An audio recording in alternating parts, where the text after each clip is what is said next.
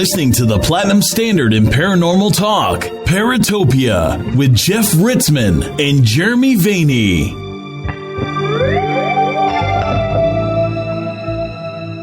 Jeremy Vaney. Jeff Ritzmann. And listeners, welcome to Paratopia. Hi. How's everything going? Me or them? I'm just saying we got nothing. That's not true. We've got plenty. We've got plenty. You just don't know about it. Well, it's true. It is true. First thing I do want to mention, though, is if you're not aware of it, and I don't know how you could be a listener of this program and not be aware of it, I have a GoFundMe page set up. GoFundMe.com/Project Oculus, spelled just like the title of this program. And if you go there and you hit the little video, it'll tell you all about the project that I'm trying to put together. And luckily enough, it's been up about, 4 or 5 days. And it's looking like we're almost funded to at least get started. And so this is a project that involves putting cameras in my house, which sounds intrusive, but it's actually not going to be. We're going to have some outside, some inside, and we're going to monitor things, and we're going to keep logs. And I spoke to George Hansen last night, and he gave me some more tips to try and do. So I am probably going to order drop cams within the next couple of days, actually. We're going to buy 3. And they're all going to be available on paratopiaoculus.com in a password-protected area that if you donate $20 or more to the project, which I don't think is that much to ask. Then you can ask Jeff which body part you'd like for him to shave. Is that how that works? No. You keep quiet. Oh, sorry. So for $20, you get the password and the URL on the site that will take you in to view them when they are live, and they're going to be live pretty much all night long, and sometimes during the day. We're going to sporadically activate them during the daytime. Now, how many times are people going to see your dogs and be like, "Oh, there's some movement over there," and it's dogs? Well, we're going to put together kind of a. If you donated and you're going to have access, here's something that you need to do. We're going to be, I'm going to try and make it so that people on the West Coast can also tune in. So I'm going to make it kind of on the late side, but right around that median point for all across the country, and overseas folks maybe will be able to archive it in some way. But I'm essentially going to walk you through in the daytime or in the daylight or with lights on or something, so that you can see kind of the general lay of the area and of the house, and you can see the boys, and that they don't often roam back where the cameras are going to be in the daytime. So I think we're okay with that. But at night, they pretty much just lay there and snore. So, you may hear that. So we're going to have to establish baselines for everything. I mean, for temperature, for, George had suggested getting what amounts to like electromagnetic detectors or something like that, like setting a baseline for that, having that readout visible on the camera. There's a lot of preparation that's going to go into this, but once it's set, it's set.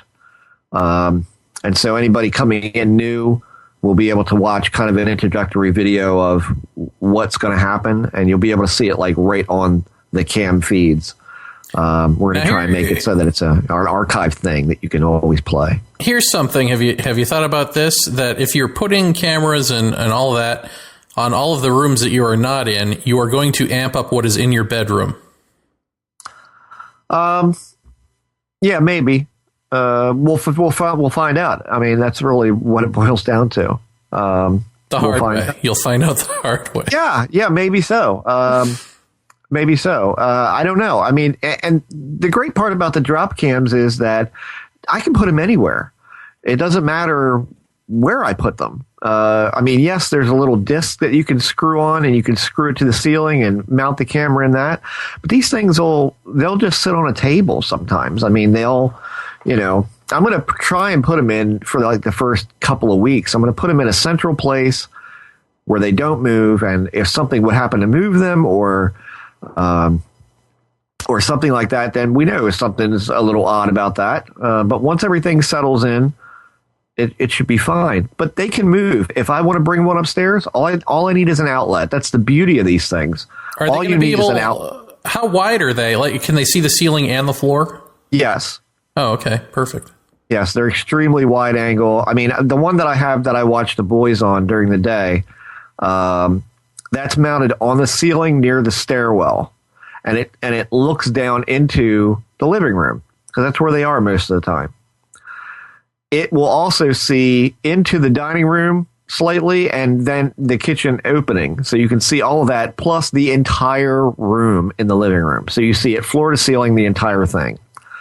Now that's one of the larger rooms in the house. So I'm going to aim one down the hallway where the lights were recorded. So that's going to be a real hot spot. During the day and perhaps even in the evening, I'm gonna maybe aim the one that we already have up towards the ceiling a little bit more because we have that white light that sometimes flickers around up there that we see. Maybe that'll catch that. Who knows? I mean, I don't have any idea what we're going to get. Will you be blowing up dust particles and telling us there are faces in them? Jeremy, of course, refers to a very interesting Facebook discussion with Christopher Bledsoe that I had a week ago, and it seems is continuing with other folks in their kind of I don't know, acting like fools. He's still posting pictures of things and saying, it's look, distressing, man. It's my dead dog. Look, it's it's distressing, man. I mean, when you I mean, folks, you all know about dust particles and orbs and all that sort of thing. And how concretely that is, explained. I mean, that's all very explained, and all very much in the public eye. It's been explained and it's been demonstrated and duplicated a million times. And yet, here we got a guy who started out with a pretty good case, really, in my opinion, at least from what I understood of it. And as oftentimes happens, it seems to have spun down the wormhole, and now he's posting all sorts of pictures that, I guess it started because he posted a photograph of like an evening shot where you see a tree and a little like a edge of a flower bed or something, and there's a spiky, bright thing in the picture, and he says, "Here's a portal by the tree." And I look at this thing and I kind of open it up full size this is all on Facebook. And I look at it full size and it's clearly a mosquito. I mean, really clearly a mosquito illuminated by the flash of the camera. And you can see the flash spreading out along the ground. So it's illuminating the ground. I said, I didn't even say anything. I just posted a picture of a mosquito flattened out. Like, here is that. You turn this to the right and there it is. And his answer was something along the lines of, no, too far away to be a bug. I said, it's not that far away. It's really close, and it's the bug illuminated by the flash. And this all kind of, once I explained it, and I got then immediately, and this often happens, immediately when you show somebody that there's nothing anomalous going on here, they throw another one at you, and they go, "What about this?" And that's what he did. He threw an orb photograph at me. I said, "What, an orb photo?" I said, "That's a dust particulate or a moisture or pollen or something like that." So there's nothing anomalous about that. That's prove it. Show me. Did the same thing with the mosquito. Show me. So I had to go, into my files and pull out an image that I have all these different bugs illuminated by a flash. And I said, yours is top left, 4 from the right, or 4 from the left. And then he threw the orb photo at me. And I'm like, wow, really? We're still at this? Like, does nobody learn, or does nobody, well, when I said it was a dust particulate, again, I posted a multi-image of different dust particulates and how they can be different colors and different illuminations and all of this. I said, take your pick. They all look like what you've posted here. And he says, well, the difference is I saw this with my naked eye and it was moving through the trees and was as big as a basketball or a bowling ball. I'm like, yeah, okay. I'm like, well, here's the thing, dude. Your pictures, what you're showing me here, this wasn't even a whole photograph. This was like one of those photographs where somebody catches a dust particle, zooms in, blows it up, and then says that's the photograph. Well, that's not the photograph. And, you know, I just basically said, well, here's the thing. What you're showing me here does not support what you're telling me. What I'm seeing here is very clearly, obviously, a dust particulate of some kind. And you're telling me you see this with your naked eye. And I said, I have to say, you know, I'm just not, I don't think I said I'm not buying that, but I think I might have said something like, you know, these don't line up. And then he got all offended and said, you know, I'll take criticism, but I don't take kindly to being called a liar. And I'm like, well, you know, I kind of gave the old adage, you know, I wasn't saying that, but if you want to take it that way, then feel free to lace that bitch up and wear it. And, you know, and so from there forward, it just became like me writing this thing at the end where I say, you know, this happens a lot. And, you know, of course, I get the back and forth from him. It degrades into that whole, you're a debunker, you're a skeptic, you don't know what you're talking. We don't even care about your opinion. Why don't you just leave? I'm thinking, why don't you just defriend me if this is such a pain for you?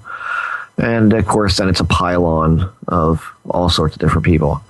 It's really a shame because when I talked to the guy back and forth in emails, he seemed like a decent guy, and we were going to have him as a guest, if you remember, on Paratopia the first go-round, and I wanted to have him on Paranormal Waypoint, and it just seemed like every time we were due to have something go on, he would back out of it and say, like, something happened to his son or daughter one time, and then at another time I couldn't get a hold of him, and so I kind of thought, well, okay, maybe he's just a busy guy.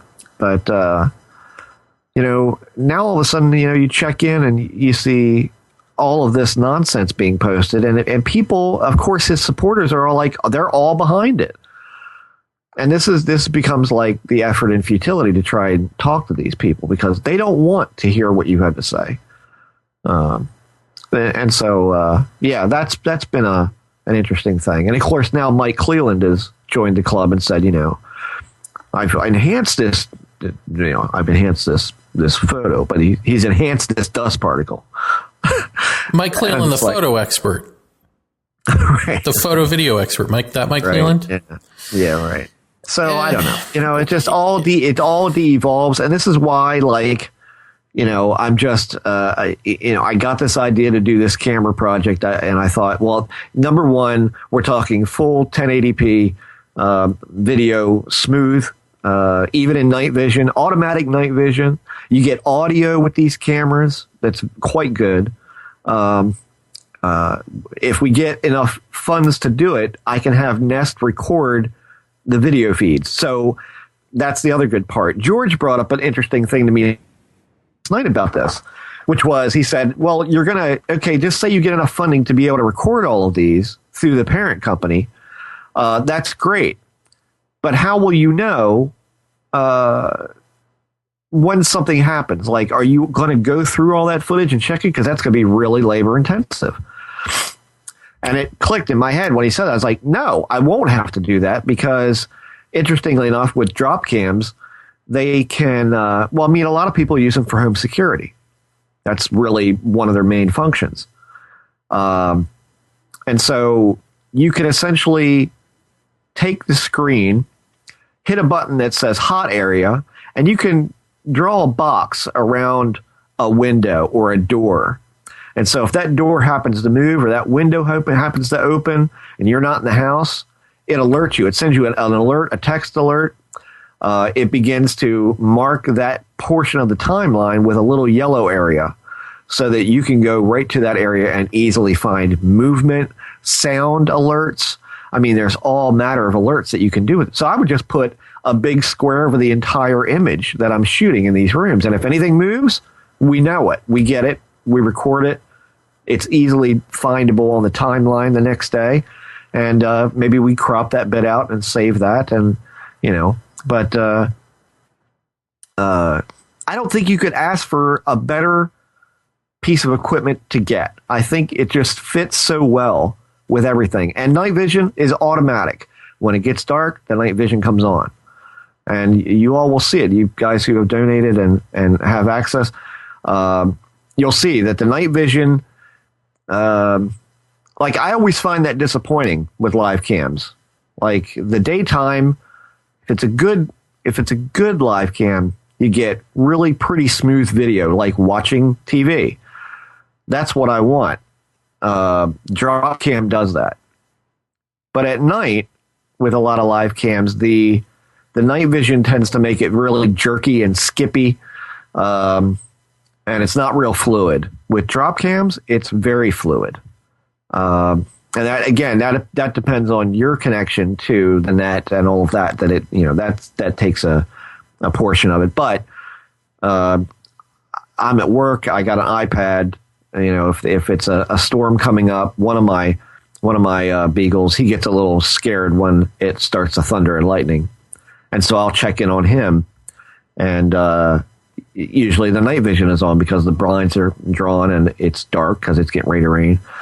And it's even at work, it's as smooth as silk on my iPad. So I think you couldn't ask for a better piece of equipment to deploy in this to see what we get. And of course, the outside cameras, they're going to be in an enclosure to protect them from moisture and rain and that sort of thing. So I'm going to have to build something to mount the camera on outside, but I want to mount it on something that I can move easily. So maybe I'll mount them on a post or something like that I can just set in the lawn, plug it in. That's all you need to do. And the Wi-Fi should get outside. I should be able to be okay with the outside Wi-Fi. So, I'm pretty excited about it. I got to be honest. I think it could be a really, really neat project. Yeah, this could be the thing we've all been waiting for. Yeah. Paranormal activity umpteen. And you know what the good part about it is that, like, say we go for 2 weeks or a month and we really don't get much of anything. Well, then we can change it up. I mean, we've got the cams, we've got the feeds running, we've got the DVRs going on Nest servers and all of that. Well, okay, great. Let's change something. Let's move a camera. Let's try an experiment where, I paint a bathroom or I paint a hallway and I make a mess of things. Like we're doing home improvements anyway. So what if something gets renovated or we throw something in the works that creates a little bit of chaos in the house? Besides just daily life, which can be chaotic as it is, we try that. Or we move all the cameras outside and we aim one up and we aim one down and we try that for a while. I mean, it's like we've got the cameras, so it doesn't matter if we don't get instant results. We can move, we can change, because anywhere they go in the house, they get the Wi-Fi, they get the connectivity, and they're on. It's just, they're so great. I love them. And I think that's really the plus of getting the funding to buy the cameras is once we have the cameras, we have the cameras and we can do anything we want with them, including at some point, if we get enough donations again to keep this all running. If somebody out there, like say Joe Gooch says, ever since I started watching your live cams, I got weird stuff going on here. Okay, Joe, I'm going to send you a drop cam, hook it up, and we'll post the feed in our feed, thing. We'll post them on the same page. So then maybe we can network these things together to all be recording on one page. I mean, that could be really kind of cool. So who knows where this goes? I mean, it's just the start. We're doing things in a really preliminary fashion. So, like George says, you're just starting out, try things. There's not really a wrong way to go about it. Yeah.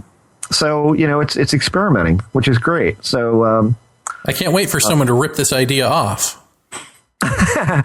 Well, I mean, And then fake where it started. You know where it started. But I had mentioned on the video that at some point we may try to incorporate random event generators or random number generators into the mix. And I talked to George about that last night at some length, and it seems like that is a really complex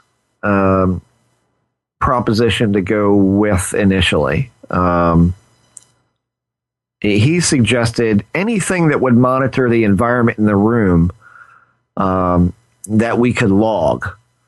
And I said, well, like what would you? He said, well, you could do an electromagnetic field detector in the room. And he said, just always make sure you get a baseline with the room, like what happens in a 24-hour period in the room without phenomena happening.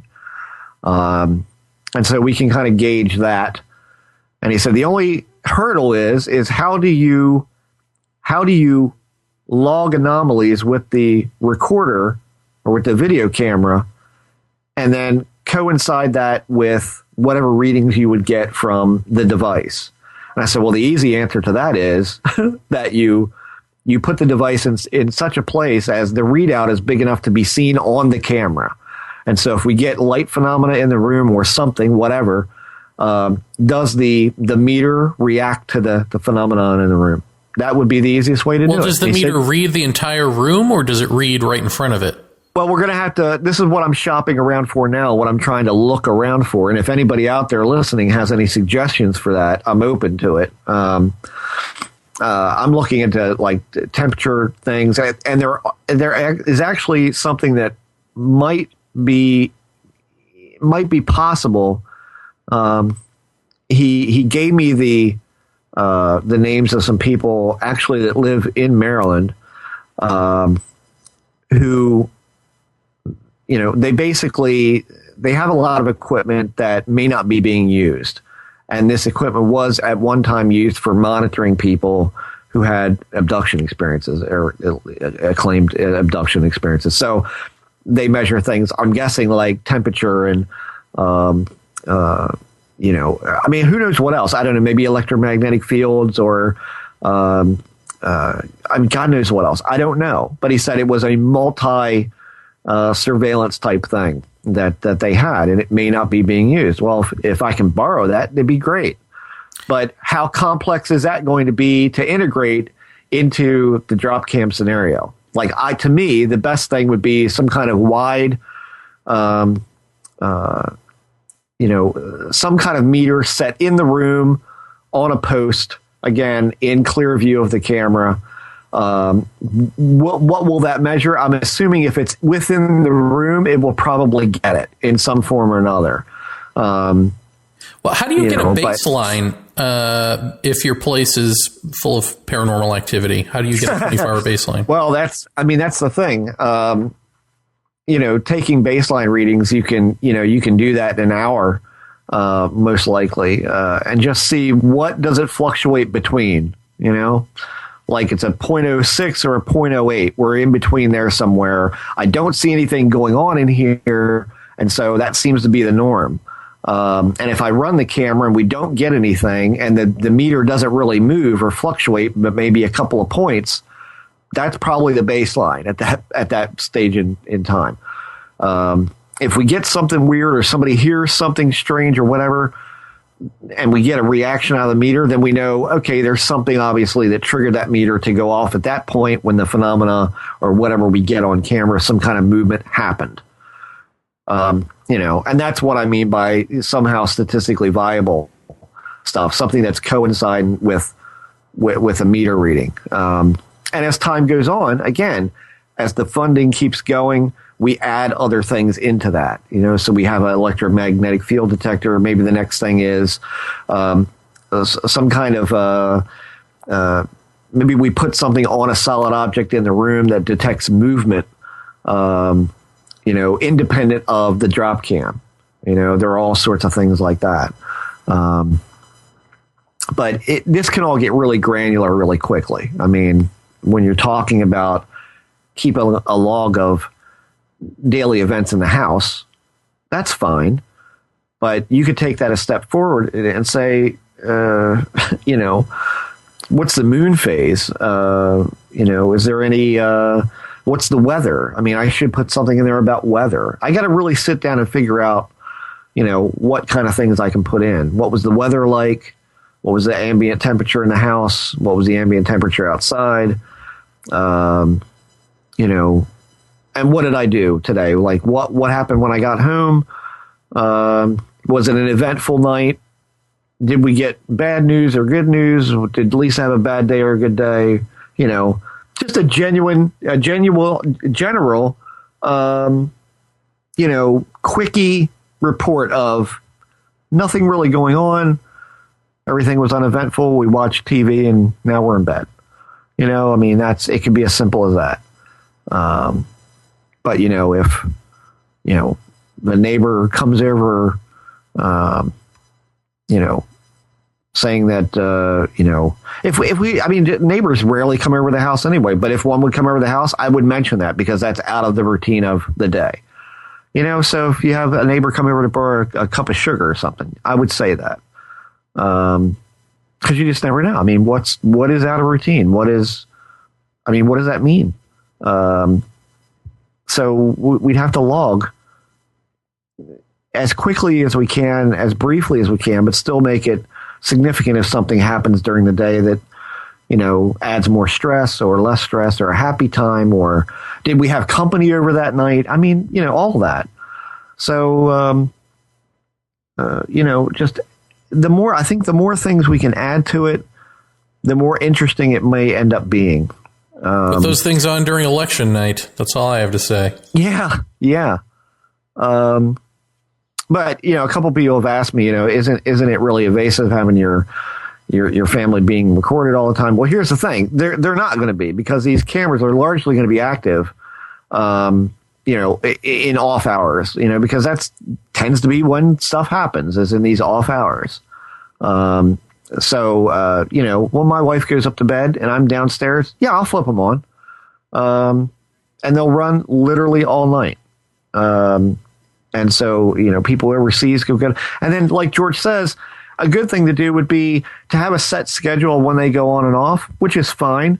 He said, but change it up, like maybe activate 1 or 2 during the daytime and let them run and see what you get. I mean, just see what you get in these sporadic ways. And then what do you notice in the sporadic camera, activation during the day when you're home versus the sporadic when you're not home? So it's like all these variables that you can do, and we got nothing but time to do them, because essentially at this point, the cameras are paid for. I mean, and personally, I'll thank everybody. I've thanked everybody who's donated so far, but yeah, we're close to $900. So we got enough to do the cameras, and probably the DVRing for a while. So, but now it's like more funding has to be getting to the electromagnetic field detectors, because you would want one on every camera, especially the outside camera.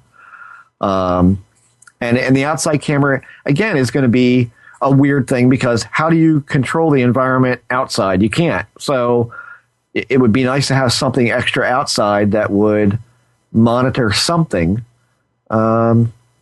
just in case something happens on the outside. And then maybe on some nights we do, what amounts to some kind of sky watch, because we have seen some strange things in the sky around here. So maybe that's what happens every once in a while. And we can let that run literally from the time it gets dark until the time it's light again. And maybe during the daytime as well. So we're still going to have our privacy. It won't be that intrusive, but it's going to be something we're going to have to get used to. So, but I'm real happy about how it's gone so far. And if anybody's listening who donated, I sincerely, again, thank you. I know I've written all of you individually, but way above and beyond for some people. And son and wife are both in on this? They're both down for it? Oh, yeah. Uh-huh. Cool. Yeah. So, there's, and there's some, there's some other things that we may throw into the mix here and there. Like I say, it's a great thing, because once those initial cameras are bought, we can always add more, and they can be moved and repositioned and all of that. So it's really modular, and it's really great to have that freedom to be able to do that. And so again, if something doesn't work in a month, okay, well, let's change it up. Let's try something else. And we got nothing but time to try. So there we are. Very nice. Well, how about all that then? Yeah. Should I follow that up with my my announcement or no? Maybe that's too much announcement. No, go ahead. For one show. Mine is still in the works here, but essentially I had already announced it on The Experience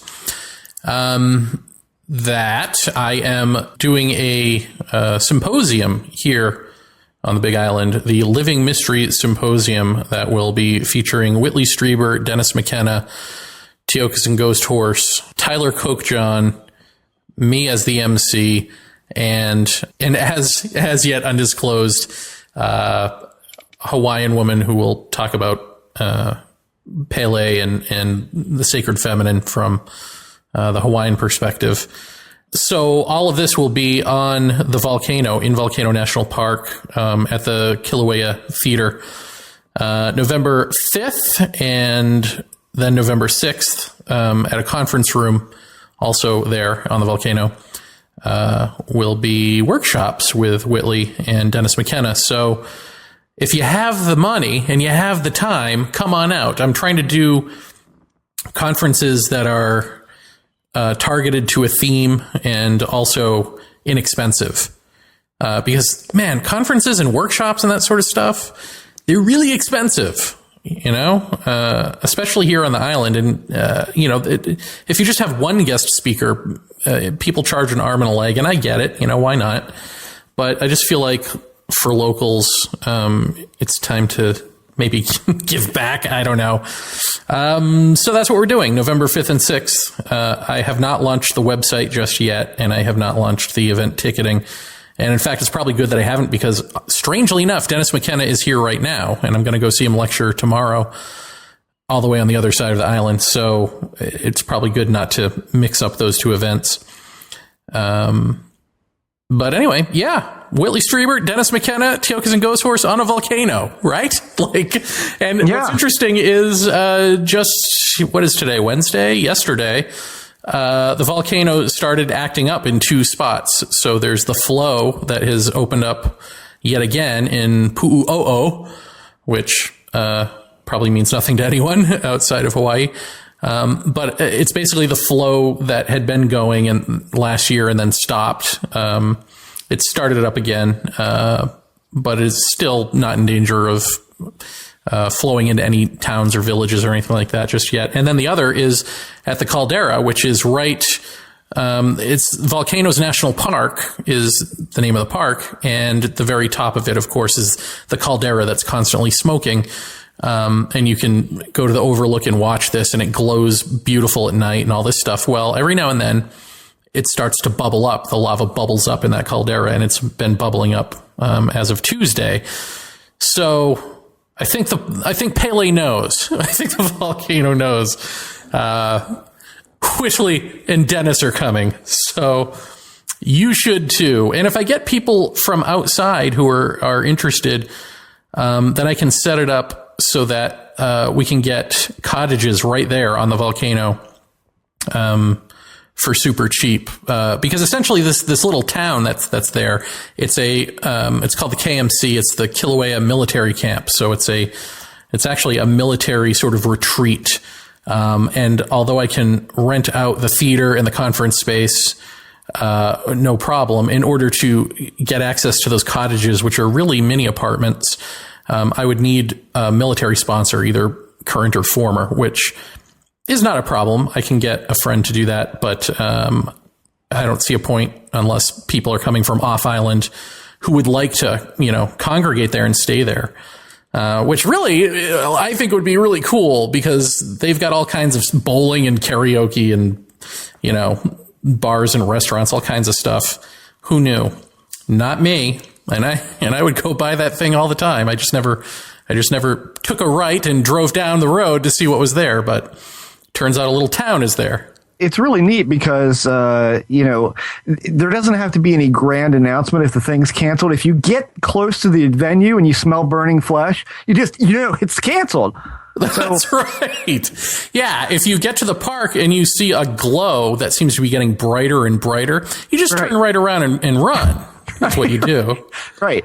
In fact, I told Whitley, don't worry, just bring jogging shorts. He'll be fine. Right. And I understand, Jeremy, that for those who can't make it financially, you're going to be holding a drawing to pay for 2 round-trip airfare tickets. Is that what you understand? Oh, that's really I'm sorry. Did I misunderstand that? No, it's true. Actually, what we're going to do is we're going to take some of your GoFundMe money and we're going to help fund these people. Yeah. Get in line, Steinberg. No, there is no such drawing. No, of course not. Or for Steinberg. Right. Especially not. We're terrible. We're just ragging on everybody tonight, aren't we? Well, we're not even begun to be terrible yet, I don't think. That's true, yeah. We've actually been generous, holding our tongues as long as we have. So anyway, the Living Mystery Symposium. Yeah, and so I will have more information on our website. Just keep paying attention to jvay.com or listening to this show or however the hell you pay attention. Facebook. Yeah. It'll be everywhere. Yeah. Yes. Pretty sweet. So it'll be interesting for me to see Dennis McKenna tomorrow because I've never seen him lecture, and it's a very large theater on the other side of the island, like I said. And so it'll be interesting to see how many people he alone can bring in.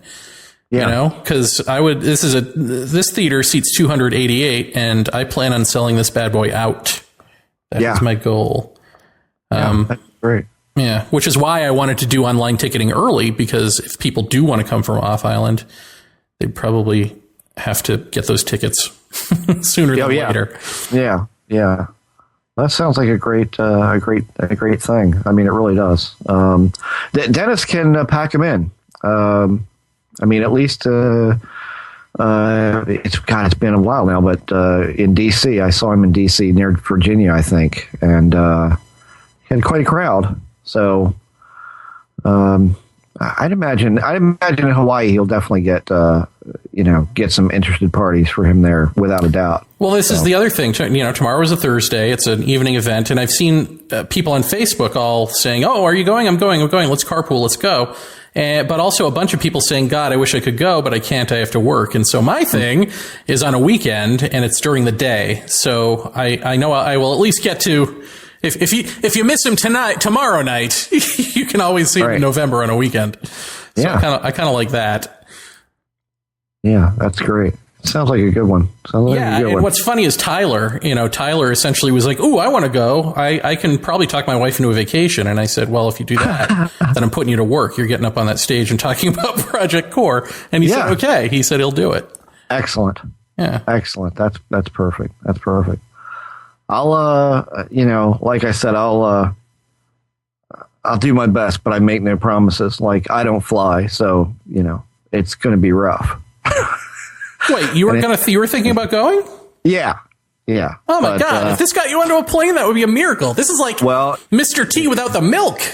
And it may take a miracle, for me to do that. So, we'll see what happens. I can't make any promises. Of course, I can't make any promises that I can even get off work to go. But because if I go, I'm not just going for a weekend. I mean, that's out of the question. So I would have to go for a week, and me and Lisa make a vacay out of it. But I mean, my hang up is flying. That's the problem. Right. So I need to beat that first. So party at the Vaney compound if you're here. Right. Right. Sweet. Well, a nice surprise for me. That's the first I've heard of that. Yeah. Well, since you were talking about doing the drop cam experiment, you had sort of given a couple of small events on the Experience. For those of you who don't know, the Jeff was on the Experience last week. And maybe I'll put his episode, and the week before that I did a solo show. And I released them both for free in their entirety for non-subscribers. So maybe I'll put them both in the Paratopia archive as well, since that wouldn't conflict with anything going on in Whitley's site. Yeah. But either way, go and listen to it. Jeff talks about some small, I would say small comparatively, things happening at his place that makes him think now is a good time to start this drop cam thing. Are there other things as well? Because I've got something I want to talk about me. So I know I have my experiences to talk about. Do you have experiences for you as well? I mean, I think something I kind of negated to mention. I can't believe I negated to mention it during the drop cam, talk here at the start of this. This is more than just putting surveillance on a hot site. It's really about the experimentation of me, trying to live as off the rails as possible for a month. Barring missing work and getting fired, which I don't want. This is about trying to see, does renovations in a home coincide with anything weird happening? What can I do? Or that's kind of the point of the whole thing, is what can one do to not only engage this phenomena in some kind of, action reaction, but what is it that you can do to enact some kind of response from it that might be able to be caught on some kind of recording? That in and of itself would be interesting, because I know, that as George has talked about, marginalization and anti-structure and liminal states and all these kinds of things, kind of what surrounds the paranormal event. Well, okay, if you create that surrounding, does the paranormal erupt from it? That's kind of the whole point of this story in doing this experiment. This is a completely new way, as far as I know, of trying to engage this. And, like I said on the video that explains this, and again, if you go to GoFundMe.com/Project Oculus, just like this, however you spell that, I can't do that in my head right now, but, it's well explained in that video, like a general gist of what we're going for here. And so, that probably will be the only constant, is me living inconsistently. So that's kind of the point of the story to begin with. And then logging the daily events in the house and out of the house, just life in general. Does a pattern come from that? In other words, do we see little tiny things happening that we can't figure out? Is that what happens when minor things happen, as opposed to renovating the dining room, we get something really interesting? I mean, again, we just don't know. Well, let me ask you this. Say something as drastic as your shrouded friend comes, wakes you up, brings you down into the living room, has a talk with you, walks out the front door, and actually none of that happened. You're just in your bed. Right. Will you talk about that? Oh, yeah. How will that affect you? How do you think that would affect you personally? I guess something that was as visceral as that was, that would probably make me think I was going out of my mind. Honestly.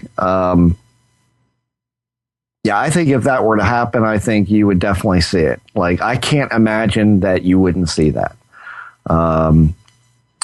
But if I'll put it to you this way, if I'm sitting there in the living room and something happens to happen and it doesn't show up on tape, what do you do with that? It becomes a subjective experience that only one person gets, and it doesn't come up on tape.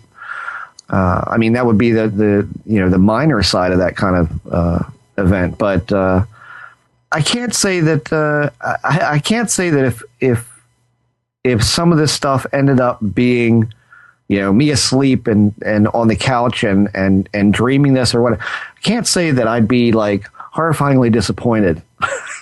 I would be really shocked. I would be really surprised, because I just don't see that happening. But if it did, yeah, I would absolutely talk about it. Yeah, without a doubt.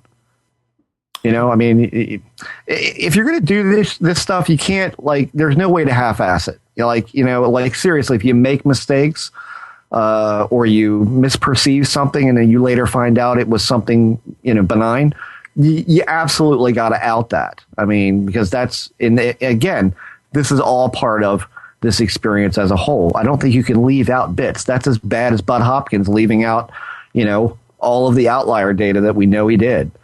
You can't do that. You're going to do this, you do it all the way. So that's just the way it works.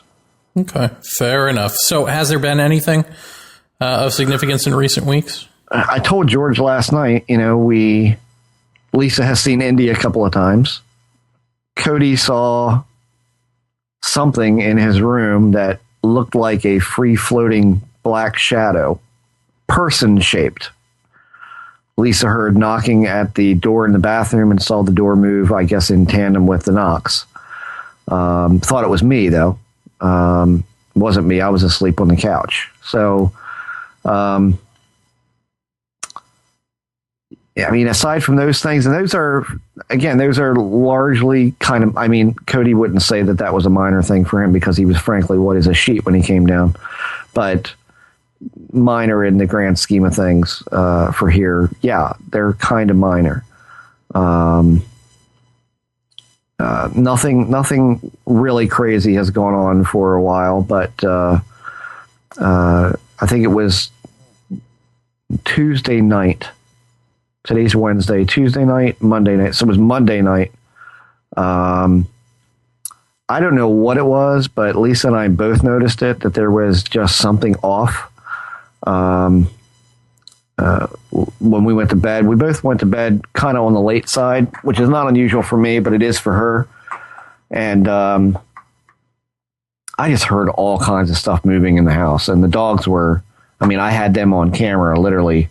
My iPad sits beside my nightstand, and I can look at it. I open my eyes, and there they are. So they were asleep, but I heard like what sounded like somebody coming up the steps, like that creaking sound of somebody walking up steps. Carpet movement, if that makes any sense, like the sound of feet walking on a carpet.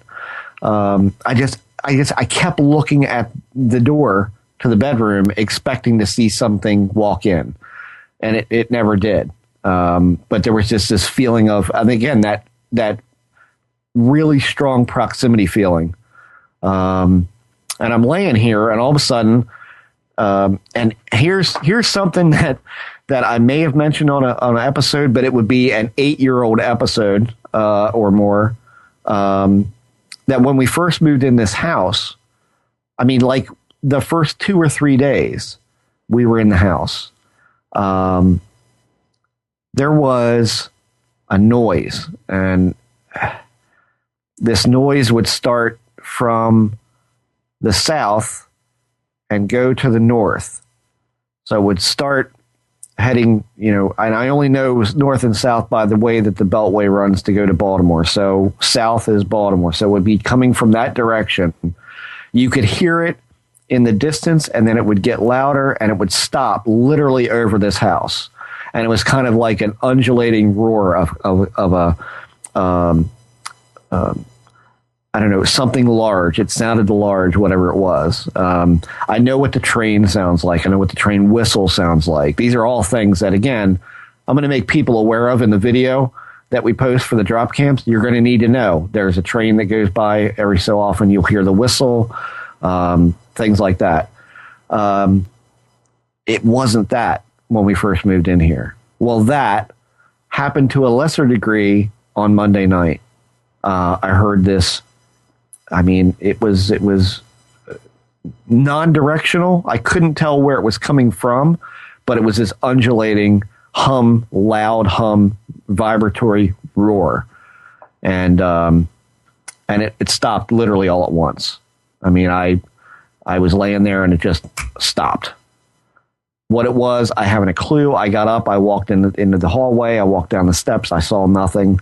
I wasn't going outside, but we haven't had that in a while. but there was this feeling of there's somebody in the house. There's something going on in here. I'm sensing movement in the house. It was hard to get to sleep. I probably didn't fall asleep until after 4:30. So that I would say was one of the more poignant things that's happened this week. Anyway. Very good. I had a thing happen that I haven't talked about on the shows. I don't remember if I told you this or not.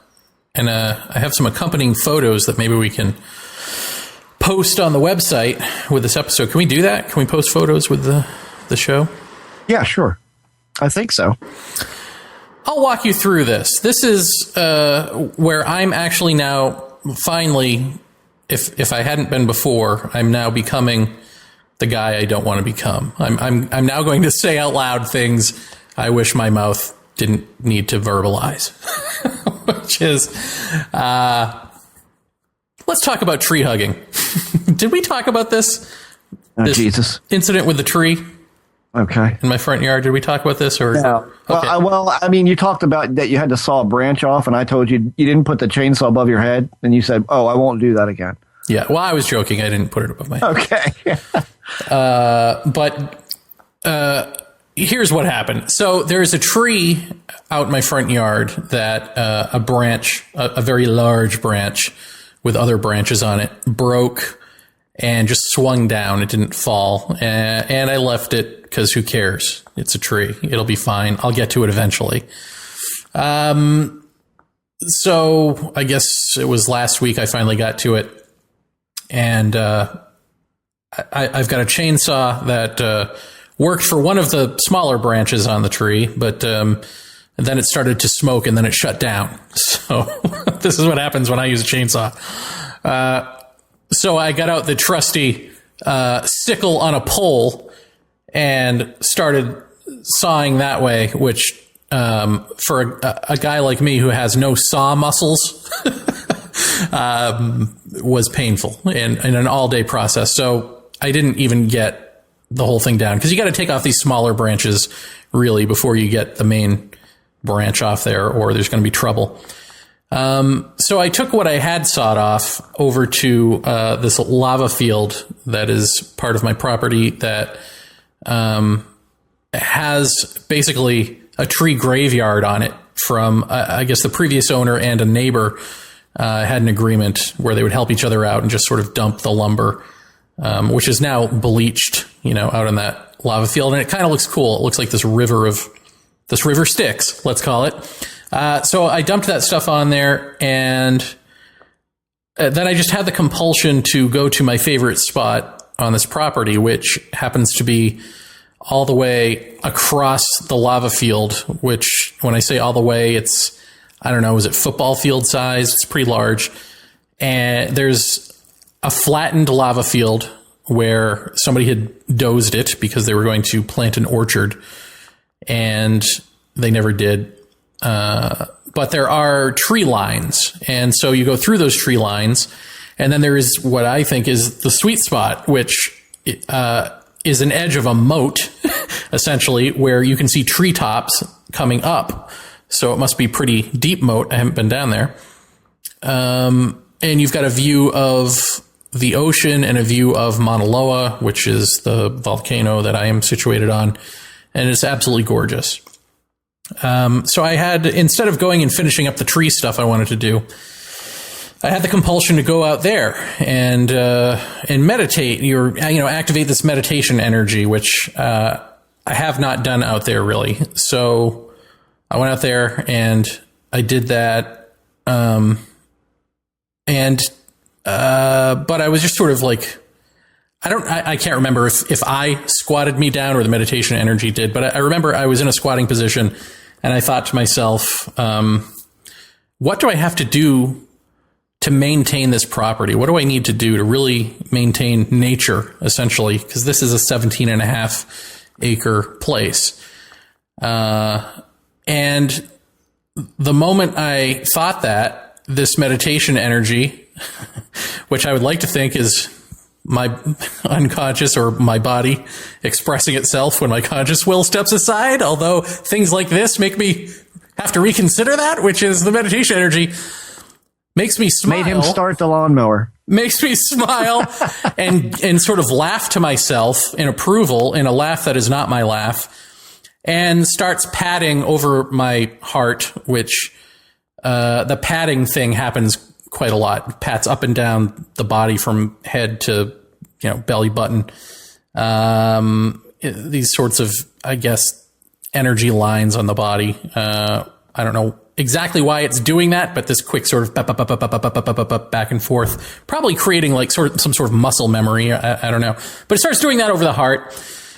And then, so like clearly this approves of the question. Like, what do I have to do to maintain this place? It's like, that's a good question. Why is a bad question. What, however, so George Hansen is in me, essentially, is what I'm saying. So, okay. So this energy starts doing yoga, tai chi stuff there on the spot, and then walks me back through the grove of trees. And I'm thinking I'm just going to go home. Like, cause let's face it, this is Hawaii and I was just working out and it's very hot out here in the sun. So I'm thinking this thing, cause sometimes what it'll do, like, especially if I'm tired, if I'm sitting up in bed and I activate it or something, it may do a few hand gestures and the such. But then ultimately it lies me down in a certain position. If you've ever seen these Buddhist statues where they're lying on their side and with their head propped a certain way, it does that. It does the statue position. And then I go to sleep. And then I have the most restful sleep I'll ever have. So why I use a pillow, in real life, I don't know. But in this weird meditation life, who needs pillows? I digress. So it walks me out, onto the lava field. And instead of walking back across and through the path to the house, it stops every now and then and it starts doing these gestures, body movements, positioning in certain directions. I'm assuming cardinal directions, and doing, I don't know what, thanks, offerings, who knows. It does this all along the way, and then it gets to where you would turn and go up the path and go back to the house. But instead of doing that, it walks me over to these lava rocks. The lava rocks are, I guess, whoever bulldozed them up. So there are these giant sort of walls of lava rock that are pretty amazing. And it walks me over there, and it starts cupping my hands over them, but not touching them, a couple of them, and then finally touches them. And, I don't know all of what this is that it's doing, grounding me. I mean, I can make something up, but I don't know. It does that for a little while, and then concentrating on these two specific rocks. And then it stands me back up and walks me backwards across this, gravelly lava rock. I'm just walking backwards now. And let me just interject here real quickly. I just want everybody out there to close their eyes and imagine Jeremy's neighbors with binoculars going, what is he doing? Well, imagine this. He's out there cupping rocks. Now he's walking backwards. I mean, what have we done? Who is this person that's moved in next door? Well, they can't see me from wherever they are. But there was a low flying helicopter, and I did imagine them looking down, probably looking for like marijuana fields. And here's this guy who's clearly high, just out of his mind. Yeah. We're going to keep an eye on this property. Yeah. Roger that. So I'm walking backwards, Joe. And I'll tell you this, and I keep forgetting to look it up. Maybe I will after this recording, but probably I'll forget again. Is there a thing about walking backwards in either Hawaii or tribal walking? I don't know. But I know that walking forwards, whether in this meditative state or normally, you're tripping over stuff. It's loose lava rock. It's hard to walk on. But walking backwards, you'd think I'd be falling on my head every 5 seconds. But no, it was actually really the easiest thing to do. It was very strange. So I'm walking in a perfectly straight line backwards, not looking down, not tripping on anything. And I got to think that that's a thing that I've discovered here, that if I go look that up, that'll be a thing that I'll find online. But anyway, it backs me up to about a quarter way through the field. And then, I don't remember it doing anything real specific out, maybe some other gestures or whatever, but then walked me back over to those lava rocks and, did the same thing, cupping of a couple of different rocks, and it seemed to pick them out. It seemed to pick these rocks out. And that's it. It didn't do anything else. It didn't pick these rocks up. It didn't do anything special with them. And then walked me through the path to go back home. And now I'm thinking, all right, that's it. Now I'm done going inside, going to have a glass of water. No, instead, it walks me into the front garden and up to that tree that I had been sawing. And this tree, there are 3 trees that are coming out of one stalk, root, I don't know what, trunk. I mean, it's not really, it's 3 trunks, but they're all connected to one. They're one, if that makes sense. Okay. They are 3, but they are one. And not the one with the hanging branch, but one of the other ones. It starts cupping around, not touching at all, but just cupping around as if feeling for energy spots. I mean, this is the only thing I can think of to compare it to would be, like acupressure or, some healing body work that people do. It's like looking for something, and it finds these 2 spots and then just stops there and concentrates. And I do this sort of deep breathing and inhaling and exhaling. And then it puts my hands on the tree and puts my ear up to the tree. And now I'm listening to the tree. And I don't know if you've ever listened to a tree, but it sounds like both liquidy and mechanical at the same time. And part of that might be that the branches are swaying and it's reverberating down, and so it sounds mechanical. But some of it sounds like the tree, is alive and there are fluids in there moving around or something. But then all of a sudden you hear, and the tree bounces where my ear is. And I'm kind of startled, but I'm still trying to maintain this meditative state of serenity. But you hear now just this mass knocking and feel it on the tree. And I can hear it whether my ear is on the tree or not. I mean, it sounds like there is a troll in there that wants to get out, or an animal, or God forbid the borer beetle is going to come pouring out, by the thousands, and this tree is going to fall over. But nothing thankfully happens. But now it's making these internal knocking noises and just going crazy, this tree. The meditation energy, there's this thorny bush that's right next to it. And so now it starts cupping a branch of that and sort of doing this wavy motion with my hand between the branch of that and the tree, as if moving energy from this plant to the tree. I don't know that that's what it's doing. I'm saying as if. I don't know. But it does that for a while. Then it goes back and monitors the tree, and then essentially walks me back up to my porch, and now I think I'm going inside, but instead it does it lines me up with the tree, and then starts doing a bunch of posturing and stuff that whatever, hand gestures and things. And then eventually I do go back inside, and actually I think this time I went back out the back door and started doing the walking up and down the lanai. But then I just get sick of this and I shut it off, and I'm like, I think I'm done here. But cut to the next day, and this bush, or, this sort of viney bush, is now growing toward the tree. Like, it's got one vine growing straight up into the tree, which is not the vine that I was doing the energy thing to, but that vine is now growing over toward the tree. And this reminds me of, some people out there listening might remember on jv.com, I had posted, a thing about at my other apartment before I moved here. One of my roommates had a potted plant, or maybe it was a pineapple, I don't remember, but it was sitting, in a pot growing on concrete in front of our door. And from across the property, across the fence, was this vine that had grown across and gone into the plant. And it seemed like it really went out of its way to visit this plant. And so it just kind of reminded me that, oh, that's right, plants are conscious and they are aware of each other and all this thing. And I thought maybe they're friends or maybe it's going to kill it. Who knows? But I think there's an exchange of, we would call it an exchange of energy, but really maybe it's just a communication. Maybe this tree is going, God help me. I'm in pain, and this thing is lending its support in whatever way. It's just growing. I mean, and these are the pictures that I'll put for you, because I've got pictures where the branch is hanging down and then I've sawed it off. And, at this point, this vine is just straight up, it's not winding its way through the tree.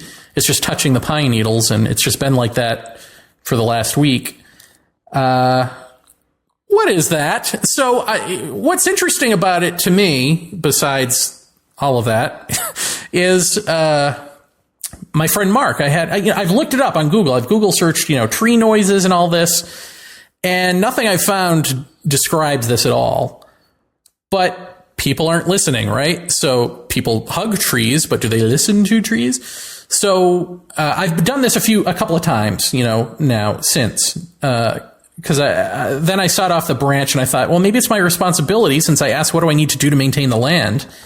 Maybe, I'm supposed to help heal this tree, even though the tree that's banging isn't the one that I just cut the branch off of, but it's certainly interconnected with it.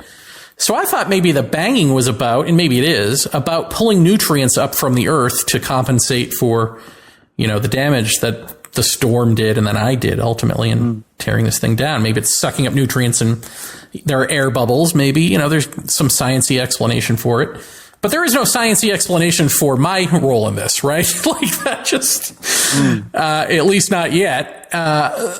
But anyway, so the last time I had done it, or the two times that I had done it, the first time that I just described, spent a long time with that tree. And then the next couple of times, really no time. Like at one point, put my forehead against it, bang. All right, I'm out. I go back to the porch, I do porch movements, and then I'm done. And I really feel like maybe the tree is telling me, or telling this energy, you're done, go. Or I don't need you, something. Huh. You hurt me. I don't know why, but it just seems to not want that. But anyway, so my friend Mark slipped over, and I'd asked him, have you ever heard trees? And, I described this to him, and he's sort of into this stuff. He was on The Experience, actually, talking about his own stuff. So he went out and listened to the tree and heard it, and then he's mesmerized by this, and by just putting his ear up to the tree. So then we went out to test other trees, and he's like, he puts his ear up to the rainbow eucalyptus. He's like, the amazing thing is, I don't want to take my ear away. It's almost like there's something drawing me to just stay here like this. It's so calming. Now, here's what's interesting about that. Like Dr. Smith on that episode where he became a vegetable. Just like that. Well, and just like that, once again, Google is your friend and also your worst enemy with this stuff, because the things you find are like, oh, it sounds like this, but creepy or new age version.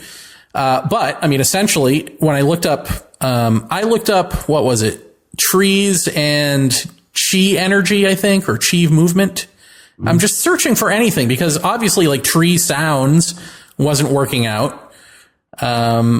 So I looked up that, and I found a website that I'd posted on Facebook. I don't remember what it is, but it essentially described everything I just described for you, and was talking about, but of course it goes that extra step that I'm not willing to go about, different trees have different personalities, and some of them like people and some of them don't, and yada, yada. But they say that when you are, everybody's taking something from trees, right? In nature, new age circles, it's always about how grounded can they make me? How much energy can they give me? And so this is geared toward that, right? It's how the tree wants to communicate with you and give you something. But here I am doing the reverse. I'm trying to heal this tree and give back. Mm-hmm. So maybe there's a lesson there, right? But part of what they say is, in that communication or whatever, in listening to the tree, it's important that you clap your hands at the end of it, or make a gesture to wipe it away. Do something to signal that this session is over and you're out, because the tree wants to keep you there. And so not just Mark, but with this meditation energy, when I did my stuff on the porch, it would clap. It would make a big clap in the air, and that would signify the end. And this was before I had read this. So all of it up into that was exactly my experience of it. So I find that all interesting. Last night, I have 3 sets of neighbors, 2 couples and a solo act. And I had dinner with a solo act, and she's an elderly woman. She used to be a science teacher. And I had asked her, and she's she knows everything about nature out here. So she's a wealth of knowledge. Although I ask her about trees making sounds, and she rolls her eyes. This is crazy talk. And of course I couch it in terms of, well, it could be fairies. It could be trolls, just sort of joking with her. But she's like, well, maybe your neighbor Mike might enjoy that, but talk to him about that. I'm like, no, but seriously, this thing makes a noise. It's not in my head. It's audible. You got to come hear this. So I drag her down to my property because she doesn't believe this. And lo and behold, she's stunned. What is this sound? And she says, some trees are hollow, and animals can get in there, and, maybe that's it. But she said she thought that these particular trees were solid, that they were not hollow. But she doesn't know. I mean, ultimately, she said, you know what? Your theory is as good as mine. I have no idea what that could be. And I said, should I worry? Because ultimately my real fear, let's cut to the chase here. My real fear is that this thing is going to fall down. But she said it looks healthy. It looks completely normal. She doesn't know. So, okay, let's go with that. So this is the mystery of the tree. But it's interesting because she's trying to come up with other, could an animal have gotten into the branch that I had just cut off? Is that the thing? Because it's an uneven cut. And I'm like, well, but it's coming from this other tree. It's not coming from that one. She's like, okay, you got me. I don't know. But it's just interesting that you've got these 3 different perspectives, and, her perspective on the shrub that's growing. Now, she doesn't know any of this stuff about me, right? So I just point out the facts that are in front of her. And she says, well, this shrub, they naturally grow up and they grow toward the sun, or this one seems to be growing that way anyway, all this stuff. But, you can come up with these sort of scientific answers, I guess, if you leave out but I was in a meditative state that walked me across a lava field and then brought me here and then did these sort of chi energy movement things that you might see in a movie or a documentary, going from this plant to the tree, and then the plant started growing that way immediately. I left that part out. Yeah, that's weird. Yeah. So it's once again, at the very least, I can say that the transcendental has a rational anchor, because as a rational person and as a scientist, right, she can find that rational anchor and say, these points I can get through science. The rest of it, I don't know. Your guess is as good as mine. So I don't know. Make of that what you will. That's my latest, tree hugger meditation energy thing. Well, but now that I've done that, let me just throw this one last bit in there. Now I've got to do it again because I threw it out there, right? Like, what do I need to do to maintain this property? So the next thing I've got to do is ask that question again. What else do I need to do to maintain this property? And we'll see what this energy has as an answer for that. And then I'll go Google search it and see if other people have experienced this.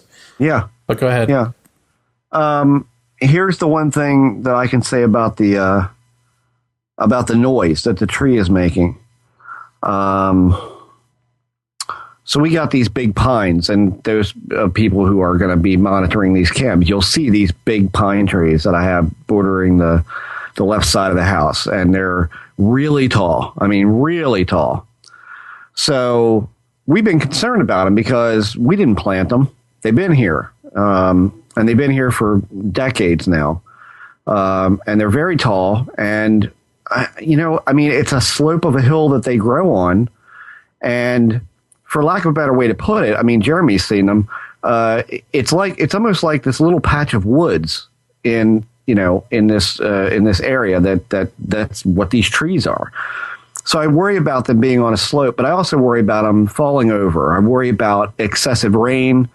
What if one of them dies? What do I do? How do I get it out of there without, So I call this guy to come look at these trees while I was off a couple of weeks ago. And I said, I just want you to tell me, are they healthy? Is there any of them that I should be worried about? And how much would it be to prune them? In other words, top them off. And the end result was I don't have to be in a hurry to top them off. They're as tall as they're going to get, and they are varied species of pine, of evergreens, and they're very strong. And as we're standing there, we hear it it's just slightly windy that day, and it had been raining. And so every once in a while you'll hear these knocks, a la the Blair Witch Project. You'll hear that kind of knock. Remember that sound effect from the movie? Yeah. And I'll say, see, like what is that? Is that cracking in the ground? And he said, you see that tree? I know which one it did it. He said, it's the biggest one in the lot. And he said, you see how the bottom branches have been pruned off of that tree? And I said, yeah, because I did it. He said, well, there's a branch that's up top a little bit, about 3/4 of the way up there, that's broken. You see it hanging? I was like, yes. He goes, okay. Now, I don't know if this applies to your tree or not. But what he essentially said was the way a tree grows, the outer edges, of course, the bark is one of the hardest bits. It's the outer covering. But as you get into the tree and as you travel inward to the center of the tree, in other words, the center of the rings when you cut a tree off, it gets softer as it goes in. The real meat and juice of the tree is in the center. And the center of that almost acts as like ligaments, or ligamental, if that's a word. So that if you break a branch or you cut a branch, he said it's not like our bodies that if you snapped off your arm, your arm would hang and the ligament would go limp. Think of it as in terms of a hard substance like a tree, where if a branch comes off, that inner core of that ligament type material, or that really soft wood at the center, is moving. It's snapping backwards because it's recoiling from being cut. It's almost like plants weep. We cut a tree out of the front lawn this past weekend, and it wasn't a very big tree at its base. It was probably, I don't know, a little over 12 inches around at the bottom. But it was growing into the house. I mean, it was literally growing up against the house and would have probably taken an awning off or a drain spout or something. It would have caused damage. So I had to have her out. When we cut it, it was astounding the amount of fluids that poured out of this stump. I mean, it literally bubbled up and ran over the stump. And then, of course, you have to drill holes in it and pour salt in that to rot it. Or expedite rotting the root. But you could clearly see in the center of this thing, like the bubbling going on. So I could see in the middle, like this is that soft meat of the tree that this guy was talking about. And it wasn't soft, quote unquote soft, but it was definitely softer than the outer edges of the wood. So I'm wondering, like, if this tree branch broke off or you sawed it or something like that, is that disturbing the inner core of the wood, which is then kind of not recoiling, but relaxing the inside or changing the inside of the wood that's making it, it's not a cracking. It's kind of like a crack knock, that kind of bassy, not a treble type of tone to the crack. It's more of a thunk, but it's got more of a crisp texture to it, if that makes any sense. That's what I heard. So he said, no, that's just general creaking or popping of the wood as those softer areas kind of relax and move inside the trunk. Is that what that is for you? I have no idea. I'm just throwing that out there as a maybe. I hope or maybe so. Something to look at, or something to think about. Well, that would be great because that means that the tree is fine and healthy, right? I mean, I would think it would be, yeah. Yeah, so that's good. I mean, well, what's interesting too is like once something walks you over to the tree and says, here, do this to this tree, and then you get what seems to be a reaction from the tree, it's really easy to anthropomorphize things after that. And then you start hearing other trees creaking and you think, oh, is that tree want me to go over to it too? You start hearing all this stuff. And what's interesting to me about that is the sort of Michael Shermer thing is to say that's an anthropomorphizing and that's egocentric, right? That's making it human. And it's imaginary. And that is true. But the thing that is also equally true is that when you anthropomorphize, unless you're a real jerk, you want to treat that being with the respect that you would want to be treated with. Mm-hmm. So you stop seeing trees as inanimate objects and you start seeing them as, petrified people. And suddenly you really want to help them. Mm-hmm. I don't know. I just think there's a good insight there, which is that there's an upside to anthropomorphism, which is you care more. Yeah, that's true. Yeah. Yeah. The end. Oh, that's it? Okay. That's all I got for that. Huh. I mean, it's interesting that the little shrub is growing in that way directly after your interaction with it. That's pretty interesting. And I say that because my place is completely overgrown, at least in the backyard. We have wild grapevines and wild strawberry vines and raspberries and all of these things. And of course, Barkley and Junebug, the two beagles, they are into every possible place that they shouldn't be in the foliage, and the trees in general. I mean, it's weird to say this, but and you're bringing up all these trees and foliage things. It reminds me of when not long after we moved here, there wasn't a great deal of overgrown things. Like the lady who owned the house before, she put down all of these ground cover things, like in her flower beds, like these leaves that were like your typical dark green leaf, but the edge of it, about a quarter inch into the leaf, is almost like an off-white. So every leaf is framed with its own off-white color. Very pretty stuff, but it grows like gangbusters, right?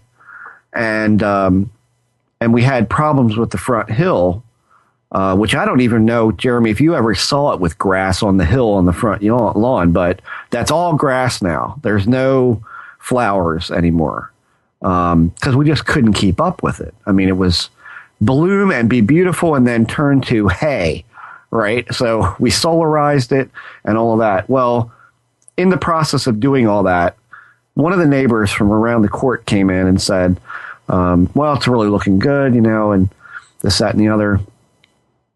And I said, I don't know how a woman of her age ever kept up with all this. He goes, well, that was her passion. That was her big thing. And he goes, I got to say, this house has been empty for 2.5 years.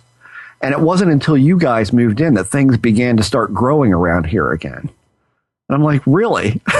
He's like, yeah. He's like, your backyard. He says, that bed to the left of the gazebo. He said, that was pretty barren for a couple of years. And he said, now that you guys are in here, he says, I saw those leaves growing up and the seagrass coming up again. He goes, what's that all about? I said, I don't know, but I'm ready to cut it down already. Because it just turns into a mess. I mean, it's wild looking. And a lot of the stuff is just damn near impossible to keep up with. But how odd was it that it was mentioned to us that the house sat empty? Nothing really got overgrown. The minute people move in, things begin to start growing again and begin to get this very lush. Like, that's my backyard. My backyard is lush. That's a great word for it. But it's not unsightly. It just looks like we should be living on a on a farm somewhere. It's just ridiculous. Well, and then you read the abduction literature, and it's replete with alleged experiencers who suddenly develop a green thumb or start communing with nature and all that sort of stuff. So maybe another sort of question for future reference would be just that: does nature start to grow unwieldy or grow up around you when you move into a place? That might be something to look at. Yeah, and I mean, I can't deny that the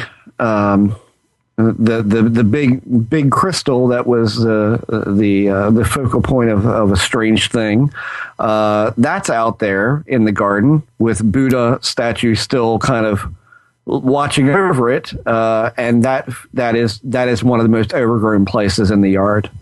I mean, it really is bad. But I would say last year, The lady loved bulbs, so there are daffodils planted everywhere. There are tulips planted everywhere. There are 3 or 4 plants that are bordering the flagpole that I put up. And the flagpole in the front lawn, like I dug the hole for it, I poured the concrete, I put the post in. It's a huge flagpole. It's as tall as the pines, just about. And just out from that, like I didn't even know they were there. All of a sudden, up grows these very long, probably 4 foot long stems, and they're about as thick as a pencil. And then at the end, there are all these tendrils with pods on them. And I'm like, what in the world are those? Well, the lady next door came by and she says, she ordered them. They're not even supposed to grow around here. She said she ordered them from somewhere overseas, and they're very exotic and they were very expensive. She goes, you're really lucky that you didn't knock the bulbs when you were digging the flagpole. So these things perfectly bordered the flagpole and the hill with the rocks on it and all of that. But those things, she said, I haven't seen them in a couple of years. Now, she didn't say didn't happen until you moved in, but she said, I hadn't seen them come up in a couple of years. Really odd, again, that these things kind of crop up. But the bed with the daffodils, every single year, and I don't know anything about flowers and how they grow, but it seems like every year, I would think if you put a finite number of bulbs in, that those bulbs don't replicate, but maybe they do. Every year we've been here, during the springtime when daffodils pop up, there is more every year. This year, you couldn't look out the back window without seeing this mound of daffodils over near the gazebo. It was absolutely packed with them. And of course, once the yellow blooms dry up and blow away, you just get stuck with these big leafy greens. But it seems like every year they get more and more and more. And that is where that crystal sits. It sits right in that field, dead in the center.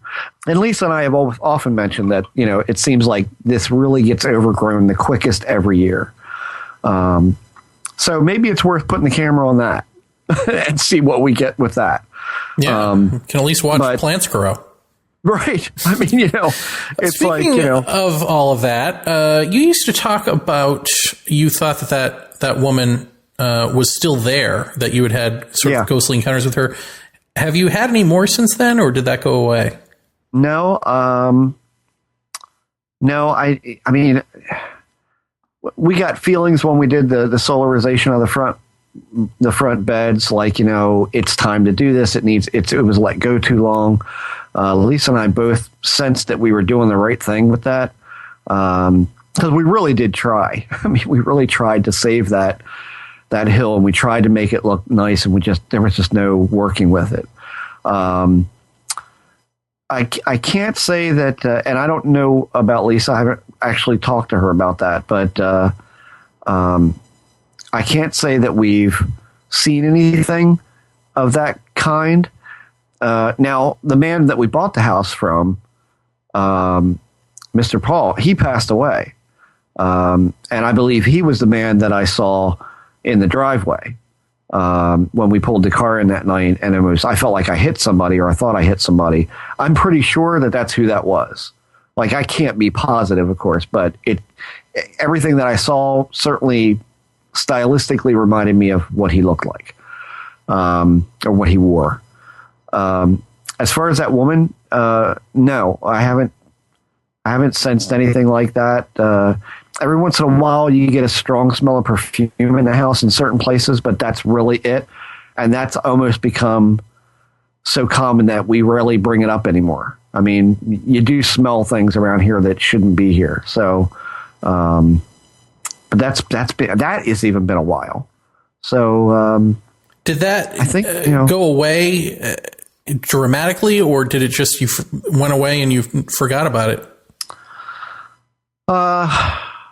No, we talk about her still to this day. In fact, this past weekend, we said the same thing. It's like, we're thinking about removing this this foliage that's beside right beside the house. And I thought, I said to Lisa, Miss Rose is not going to be happy if we take out her big leafy green bush. Like this is a big part of what the backyard looks like. So no, she still is in the head about when we start talking about the lawn and the trees and all of that and the flowers. I would say it kind of diminished or began to diminish when we started doing things to the house that were making it more ours. Solarizing the front bed, redid the 2 front flower beds completely. Didn't find any bulbs in them, but we removed trees out of the front beds that were dying. And then when we put down the hardwood floors in the dining room and all of that, I mean, all of that stuff, like the more that we made the house more like our house and less like what we bought, that's when I noticed that, you didn't really get the sense of the female presence in this house like you did before. If that makes sense, that's kind of how I read it. I'm not sure how Lisa felt about that, but I have not thought of her, the former owner lady in that capacity in probably a year. So no, I can't say that there's been really a lot of activity about that. Now there's been like those intuitive feelings about certain things and all of that, but nothing as strong as it was before. No. Here's your insight of the day. All of this is just sort of in my mind. A little light bulb is going off that the more you look at something, you would say with the paranormal, the more you give, the more you get, and that you're building a feedback loop. But maybe it's true of everything in a certain way, in that the cold clinical version is the more you look, the more organization you see.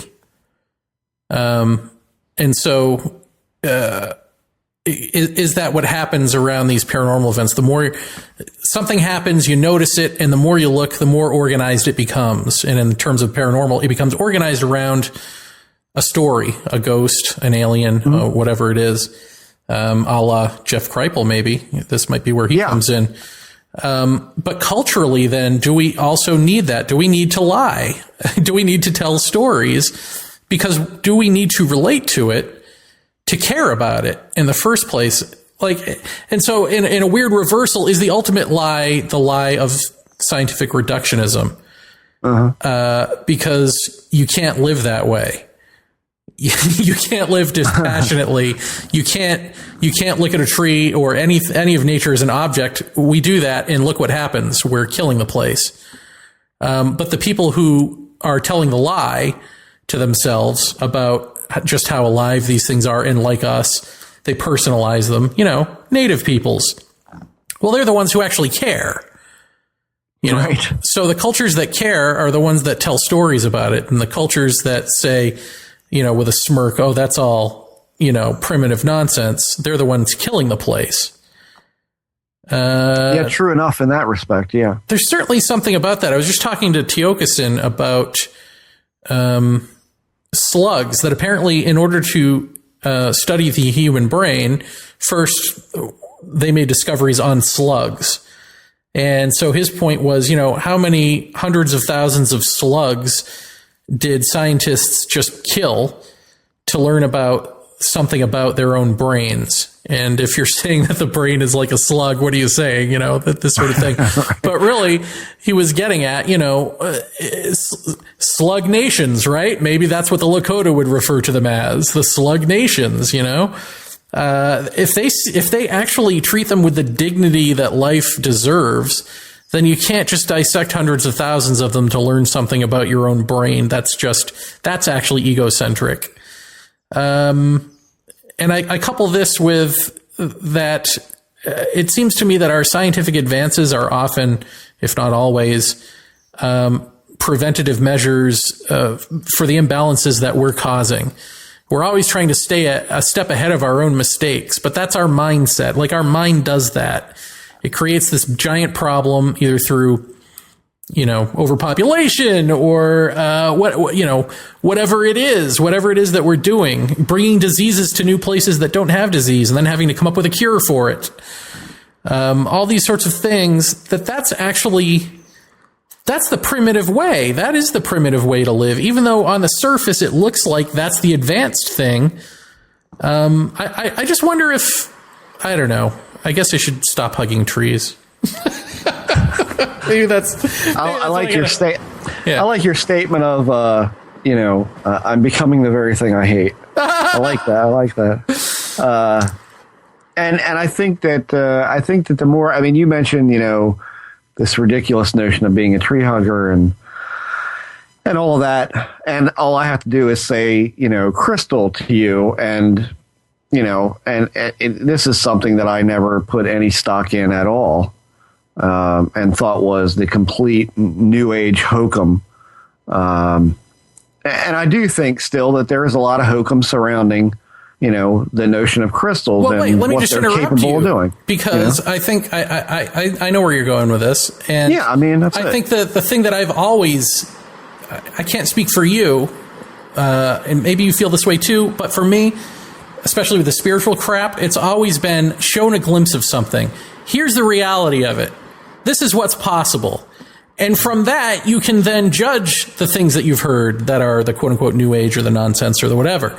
And even with this tree thing, to me, the lesson is like the nonsense part of it is, or the egocentric part is tree hugging. It's it's giving love to the tree and feeling love back. That's the anthropomorphism. And that's the getting something from a tree.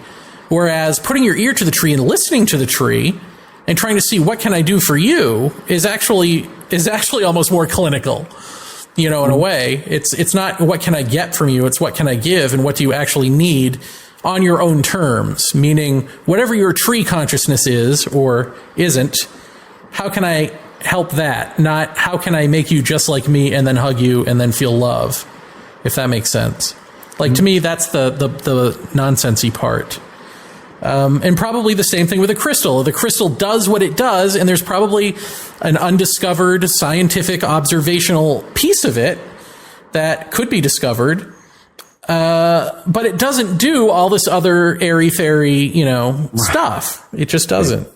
Well, here's the thing, and this is here's where I become Debbie Downer.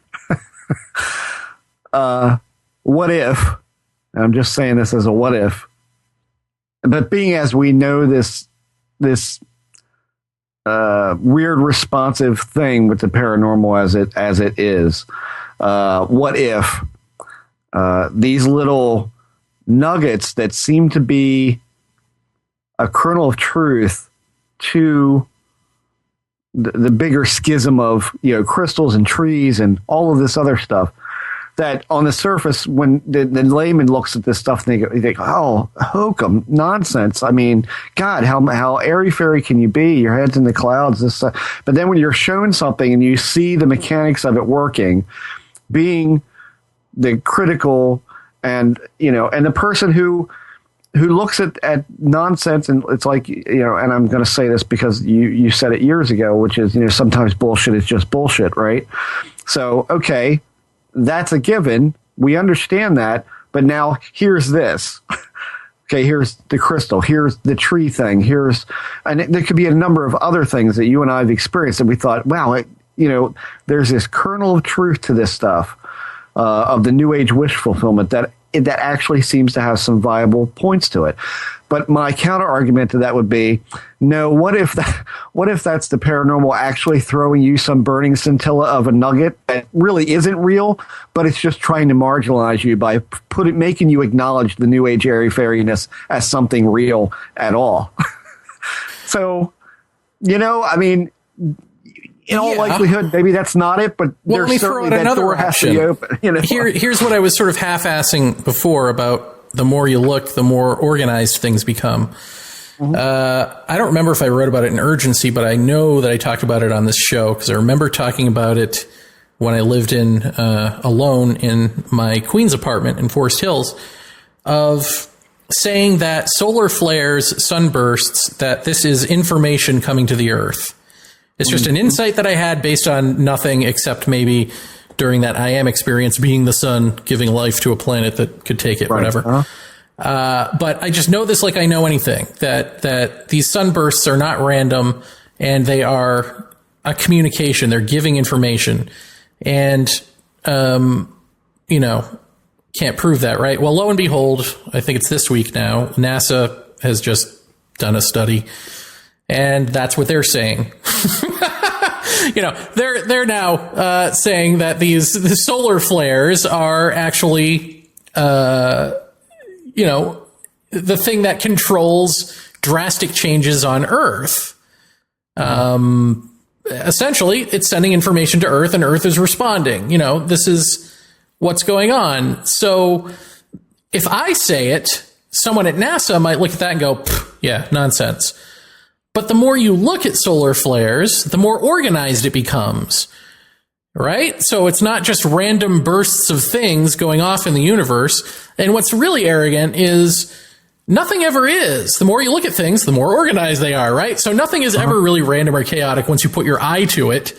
Now, is that because there is some organizing principle that is aware it's being observed, you know, and then so it acts that way, just kind of like what you're saying, but we call it, you know, paranormal, but it's really like this organizing intelligence principle that just sort of behaves itself in a certain way when it's being looked at? I don't know. Or is that the reason that we have to put stories to things?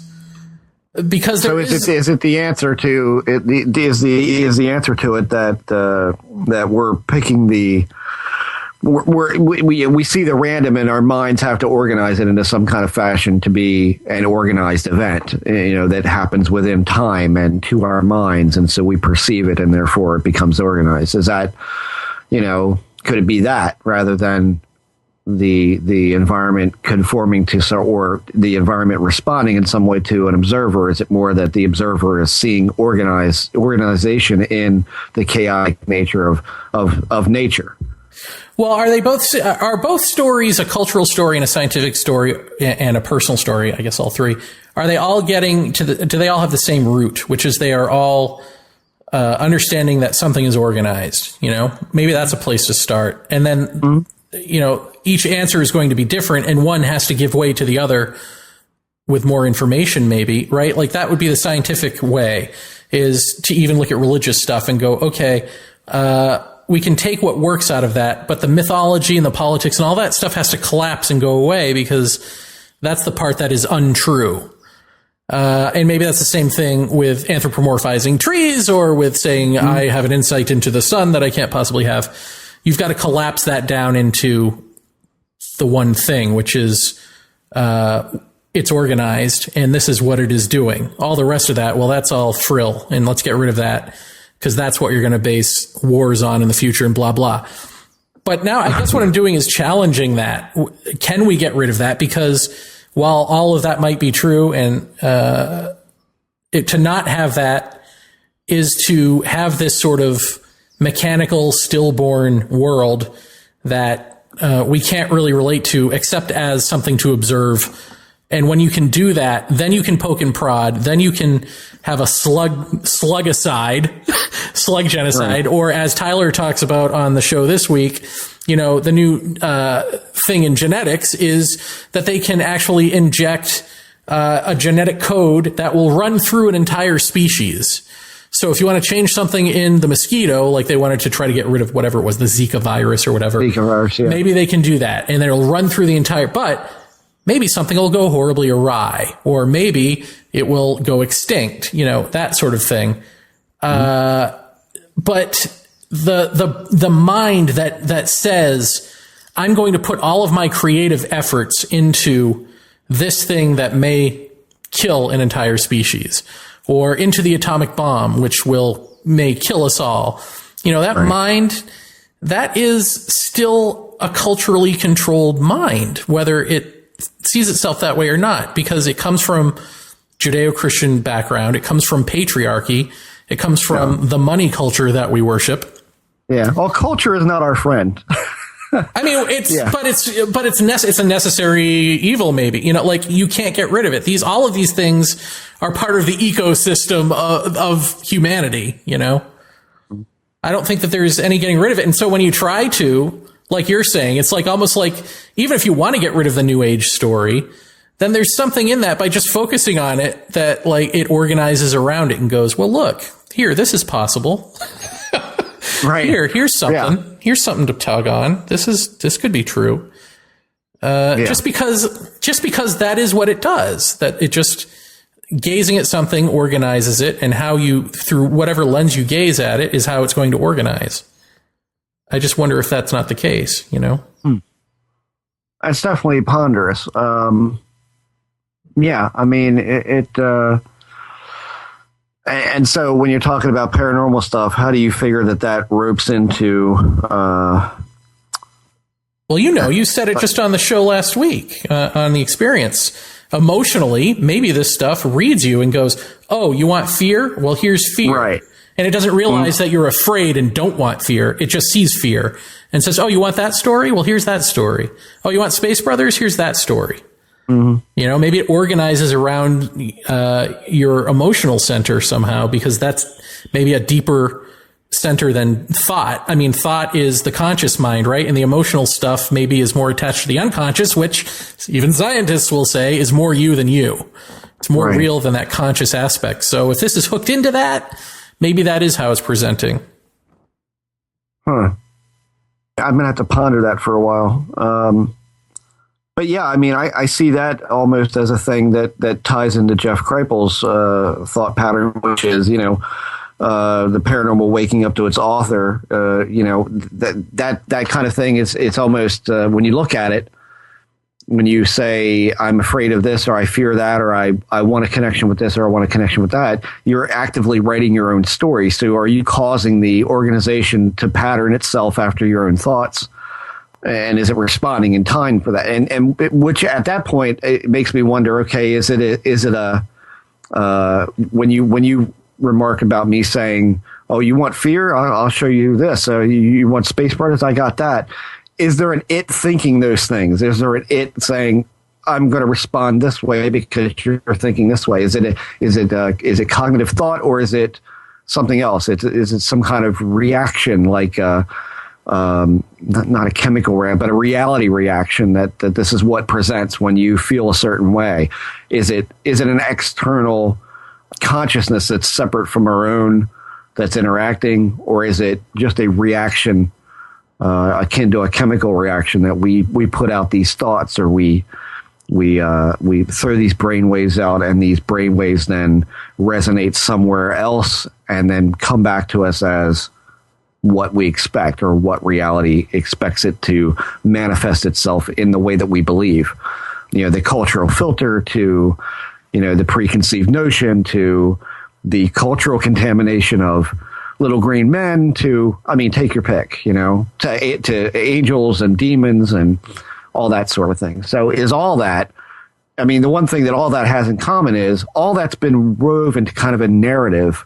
It's all about story, Jeff Kripal says, and I don't disagree. It's all about, you know, this story that seems to be unfolding and continuously unfolding. And I have to wonder, is this a, you know, if it's story in quotes and narrative, there seems to be no end, because as we say, the minute you think you got something figured out about a paranormal event, that's when it throws a monkey wrench into your whole thought process and shows you something else. It takes it in a different direction or something like that.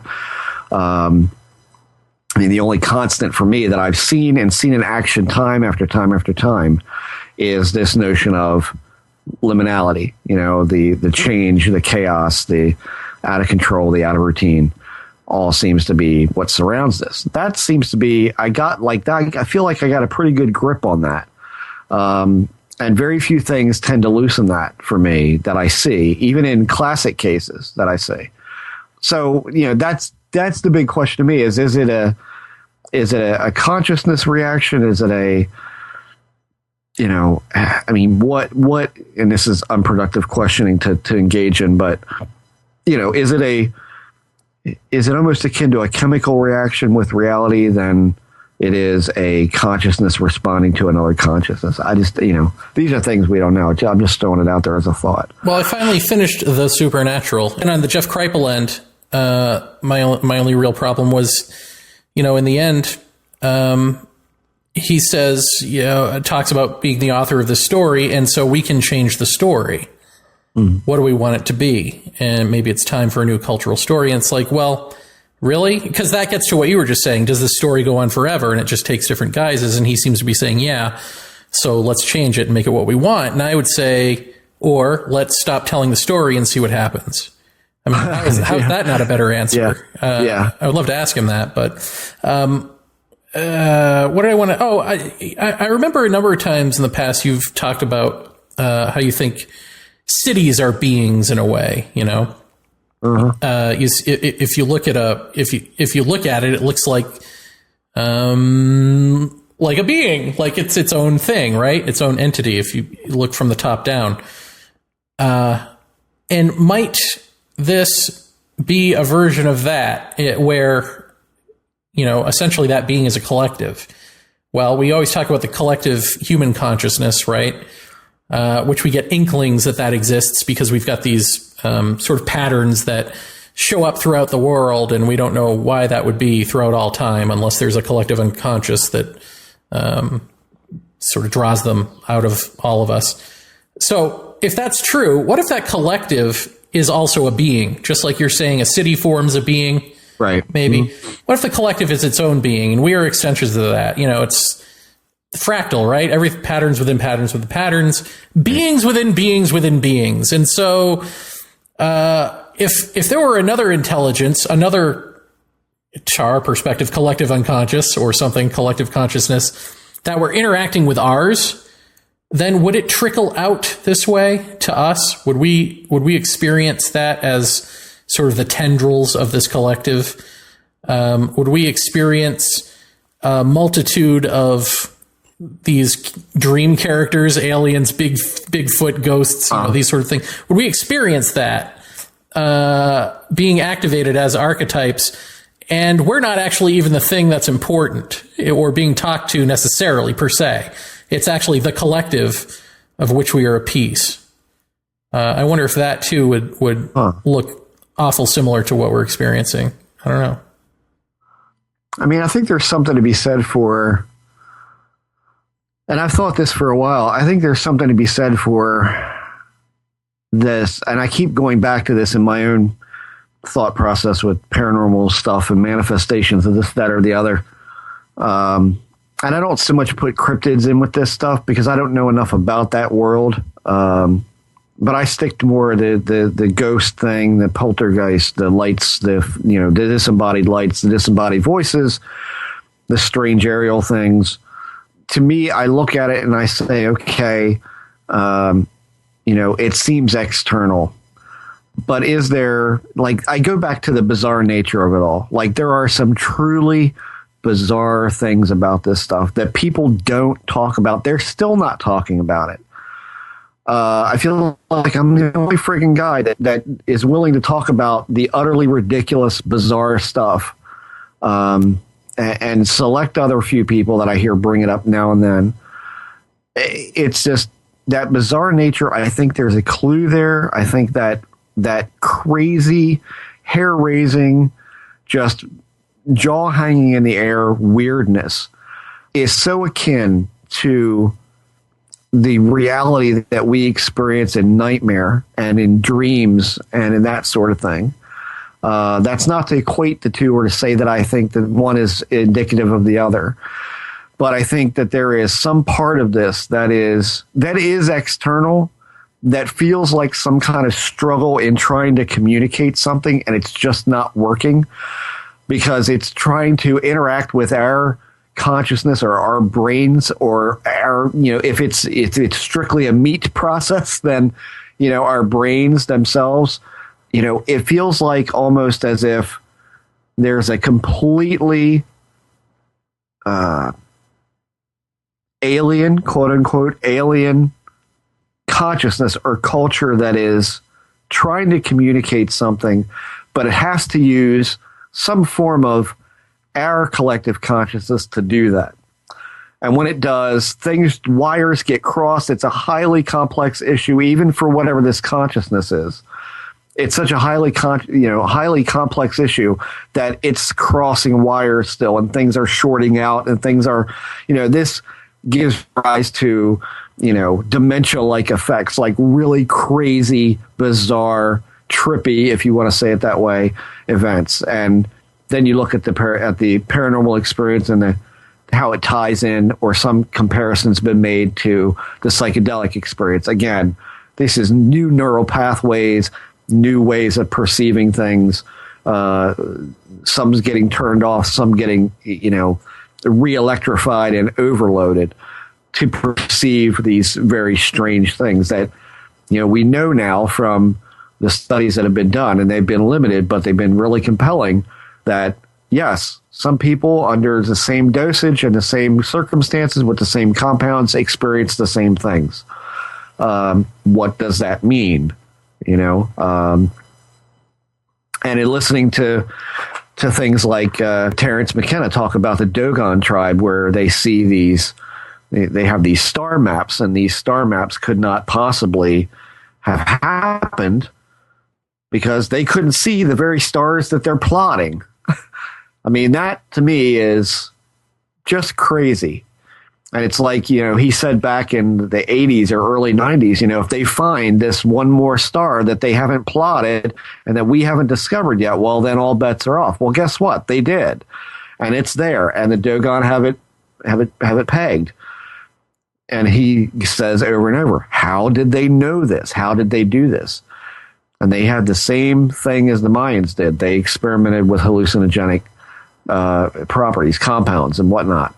So is that where that came from? And if so, what does that mean? There's all sorts of complex things going on, and perhaps, it is like a radio. And perhaps if we're getting short-circuited, this is the reason for some coherency to paranormal experiences, but then all of a sudden it descends into this just twisted, freakishly weird, beyond words event, or just something that completely blows it out of the water. But by the same token, then I say to myself, well, this is all part of how it marginalizes itself. It gets you to thinking in these complex fashions, and then it turns around and throws you, pulls a rabbit out of a hat and says, boo. And then what do you do with that? That at that point, it seems like something deliberately deceptive that doesn't want you to know the whole story, but holds back, but gives you just enough that if you talk about it openly and honestly and in totality, well, then people are going to think you're crazy, and I stay well hidden while you take all the brunt of the punishment from the rest of people, which further isolates you, which then makes you want to prove it all the more. That was my phone, sorry. That makes you want to prove it all the more, which again makes you focus upon it more, which then in turn makes it manifest more. So I think you can go any number of ways with all of this, but in the end, we're still grabbing for needles in a haystack in the dark with one arm tied behind our back, and it's going to take a ton of experimentation with all sorts of things to see what responses you get, and can you measure them? And is it all just folly? I mean, I don't think so. I just think that we're in a state. I don't either, but I just think we're in a state where we can't say what it is, but we can narrow down what it isn't. And undoubtedly, yeah. So you got to look for those clues. And one clue as you're talking about this, one clue is as you're talking about Dennis McKenna just called me. So I left a message. So that's funny. But one of these clues would be that, even in the nuts and bolts alien literature, people talk about either being floated out through a window or beings floating in through a window, through a wall, through a closed door, this sort of thing. So the given should be between all theories is that reality is more fluid than solid. Or, yeah. you know. Oh, yeah. So, therefore, it's less likely alien. Then like anything is on the table at that point. You know, if right. there are beings from anywhere who can do that, then there are beings from everywhere who can do that. Right. If that makes sense, you know. Yeah, absolutely. But yeah, so I mean, and this so has been a long talk.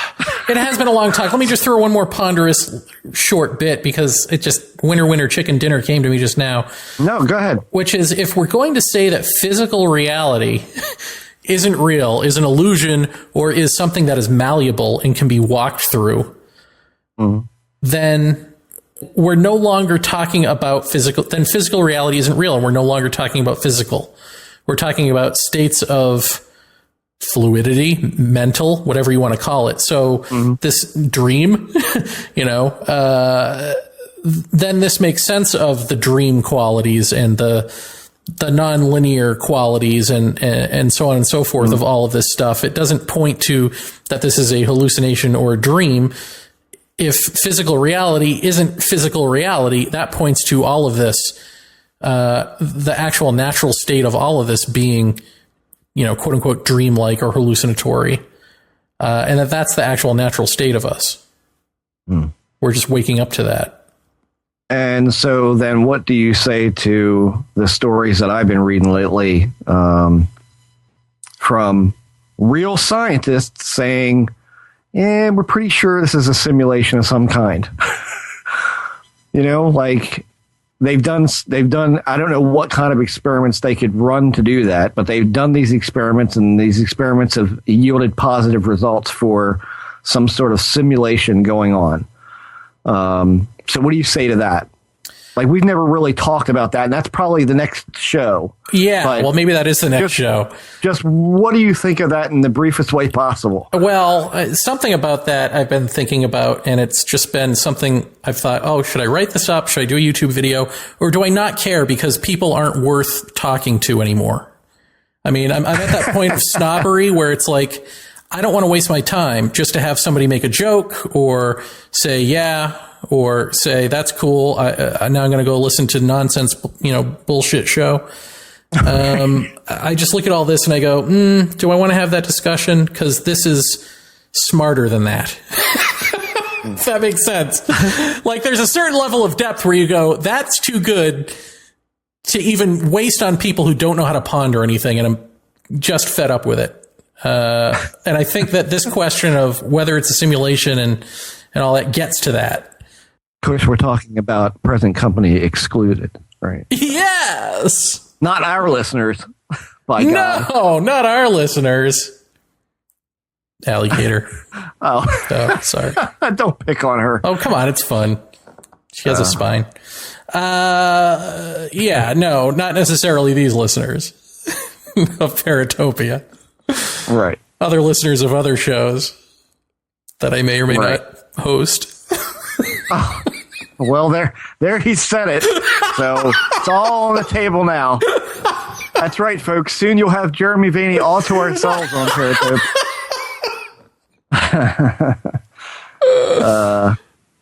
You know, I'll just say this. I think it's short-sighted. How about that? It's short-sighted based on lack of direct experience of reality, as it were, to say that this is a simulation. But I get where that comes from. You know, like, I get why they would think that. Yeah, but I'm not to me, it. that's so much more. I'll put it to you this way: when I think about extrapolating extraordinary circumstances and theories, one of the most complex ones that I can possibly imagine is trickster theorem, and the simulation idea to me is so far beyond that, as far as complexity and as far as paradoxical situations that would happen and come up. It's beyond compared to that.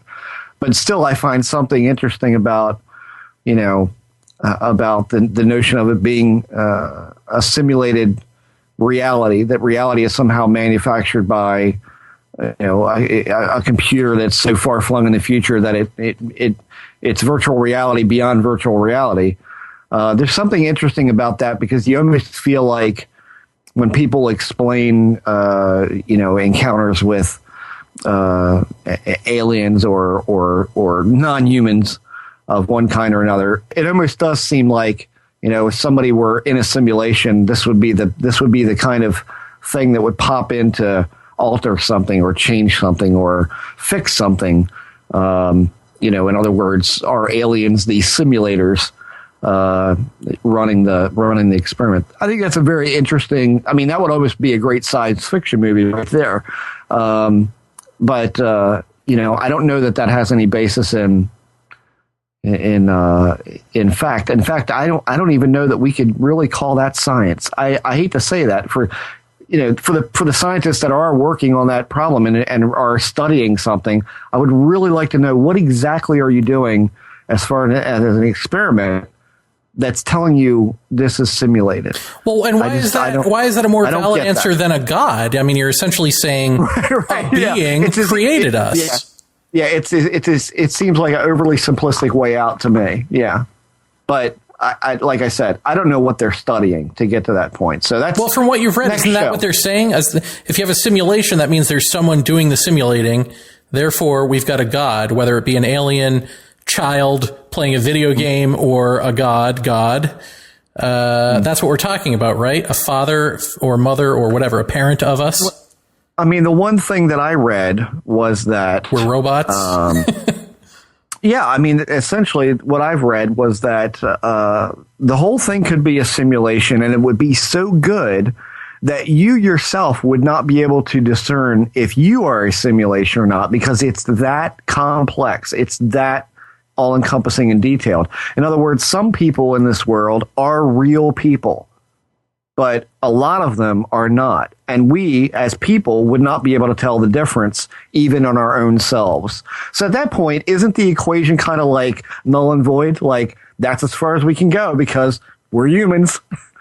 So I fail to see where that goes. And in comparison to the God question, it's like, where do you go with that? It's the same kind of dead end to me. I don't know how you're studying that it's a simulation when you're in the simulation, and all your results would be tainted by the simulation. I mean, if you're going to go that far, go all the way. It doesn't seem like it makes a lot of sense to me. But I'll read more about it. Maybe we can get into it next time. Yeah. Okay. Well, and then the question arises: if we're in a simulation, then that means we're not self-aware right now. But if we can somehow get out of the simulation, then we're self-aware. That would be like Super Mario jumps out of the video game because he's now self-aware. Then he wasn't self-aware the whole time he thought he was in the game. Right. So that's where we're at. Yeah, wake up, Neo. Right. Right. All right. Right. Well, next time. Next time. That and more. Yes. And you thought we had nothing to talk about this time. Yeah, wow. Jesus. We should have nothing to talk about more often. No, never underestimate that notion. I've got to go work on my book about owls. Yes. Well, I have yet another thank you note to write because someone else has now donated some more money as we were speaking. That was my phone going off telling me you got more money. So that's a really good thing. And I got to say, my faith is somewhat restored in the curiosity of good people. So I was really kind of thinking that this probably wasn't going to work. Like, I probably wouldn't get like many people to donate for this. And I'm gratified as hell that people are interested and they're engaged in it. And they're like, I can't wait to see what happens with this. And I mean, that's really, really pretty great. I feel super good about it. So, thank you everybody who donated. And if you haven't and you'd like to, or you'd like to at least hear me out on the presentation that I give on that page, it's at gofundme.com/Project Oculus, OCULUS, right? That is correct. Yes. So there you are. And you'll find a link to that on our Facebook page at Paratopia. So go check that out. Let me know what you think. and I'm open to suggestions for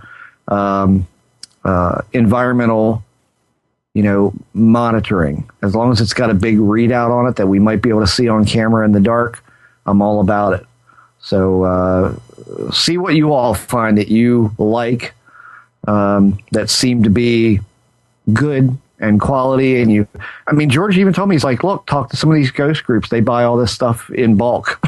So ask them what they think about certain things. So even though we don't agree with how they handle investigations and what they do with the equipment, we're using it in a kind of a different way, a more, a more accountable way than that. So, but we'll see what we can find. But you all out there, don't be afraid to make suggestions of what you think might be a good monitoring, secondary monitoring piece that we can get. Because I think we got some good funding going. If we can just keep it going, we can keep the whole thing getting more and more coverage and recording time and space and all of that. That's all needed all the time. So it'll be good. It'll be really good. So once again, GoFundMe.com/Project Oculus. Very good. Well, Jeff, until next time, it was good chatting with you. And let's go rest our brains. Yeah, mine's really tired. Very good. Thank you all for listening. Yep. Bye-bye.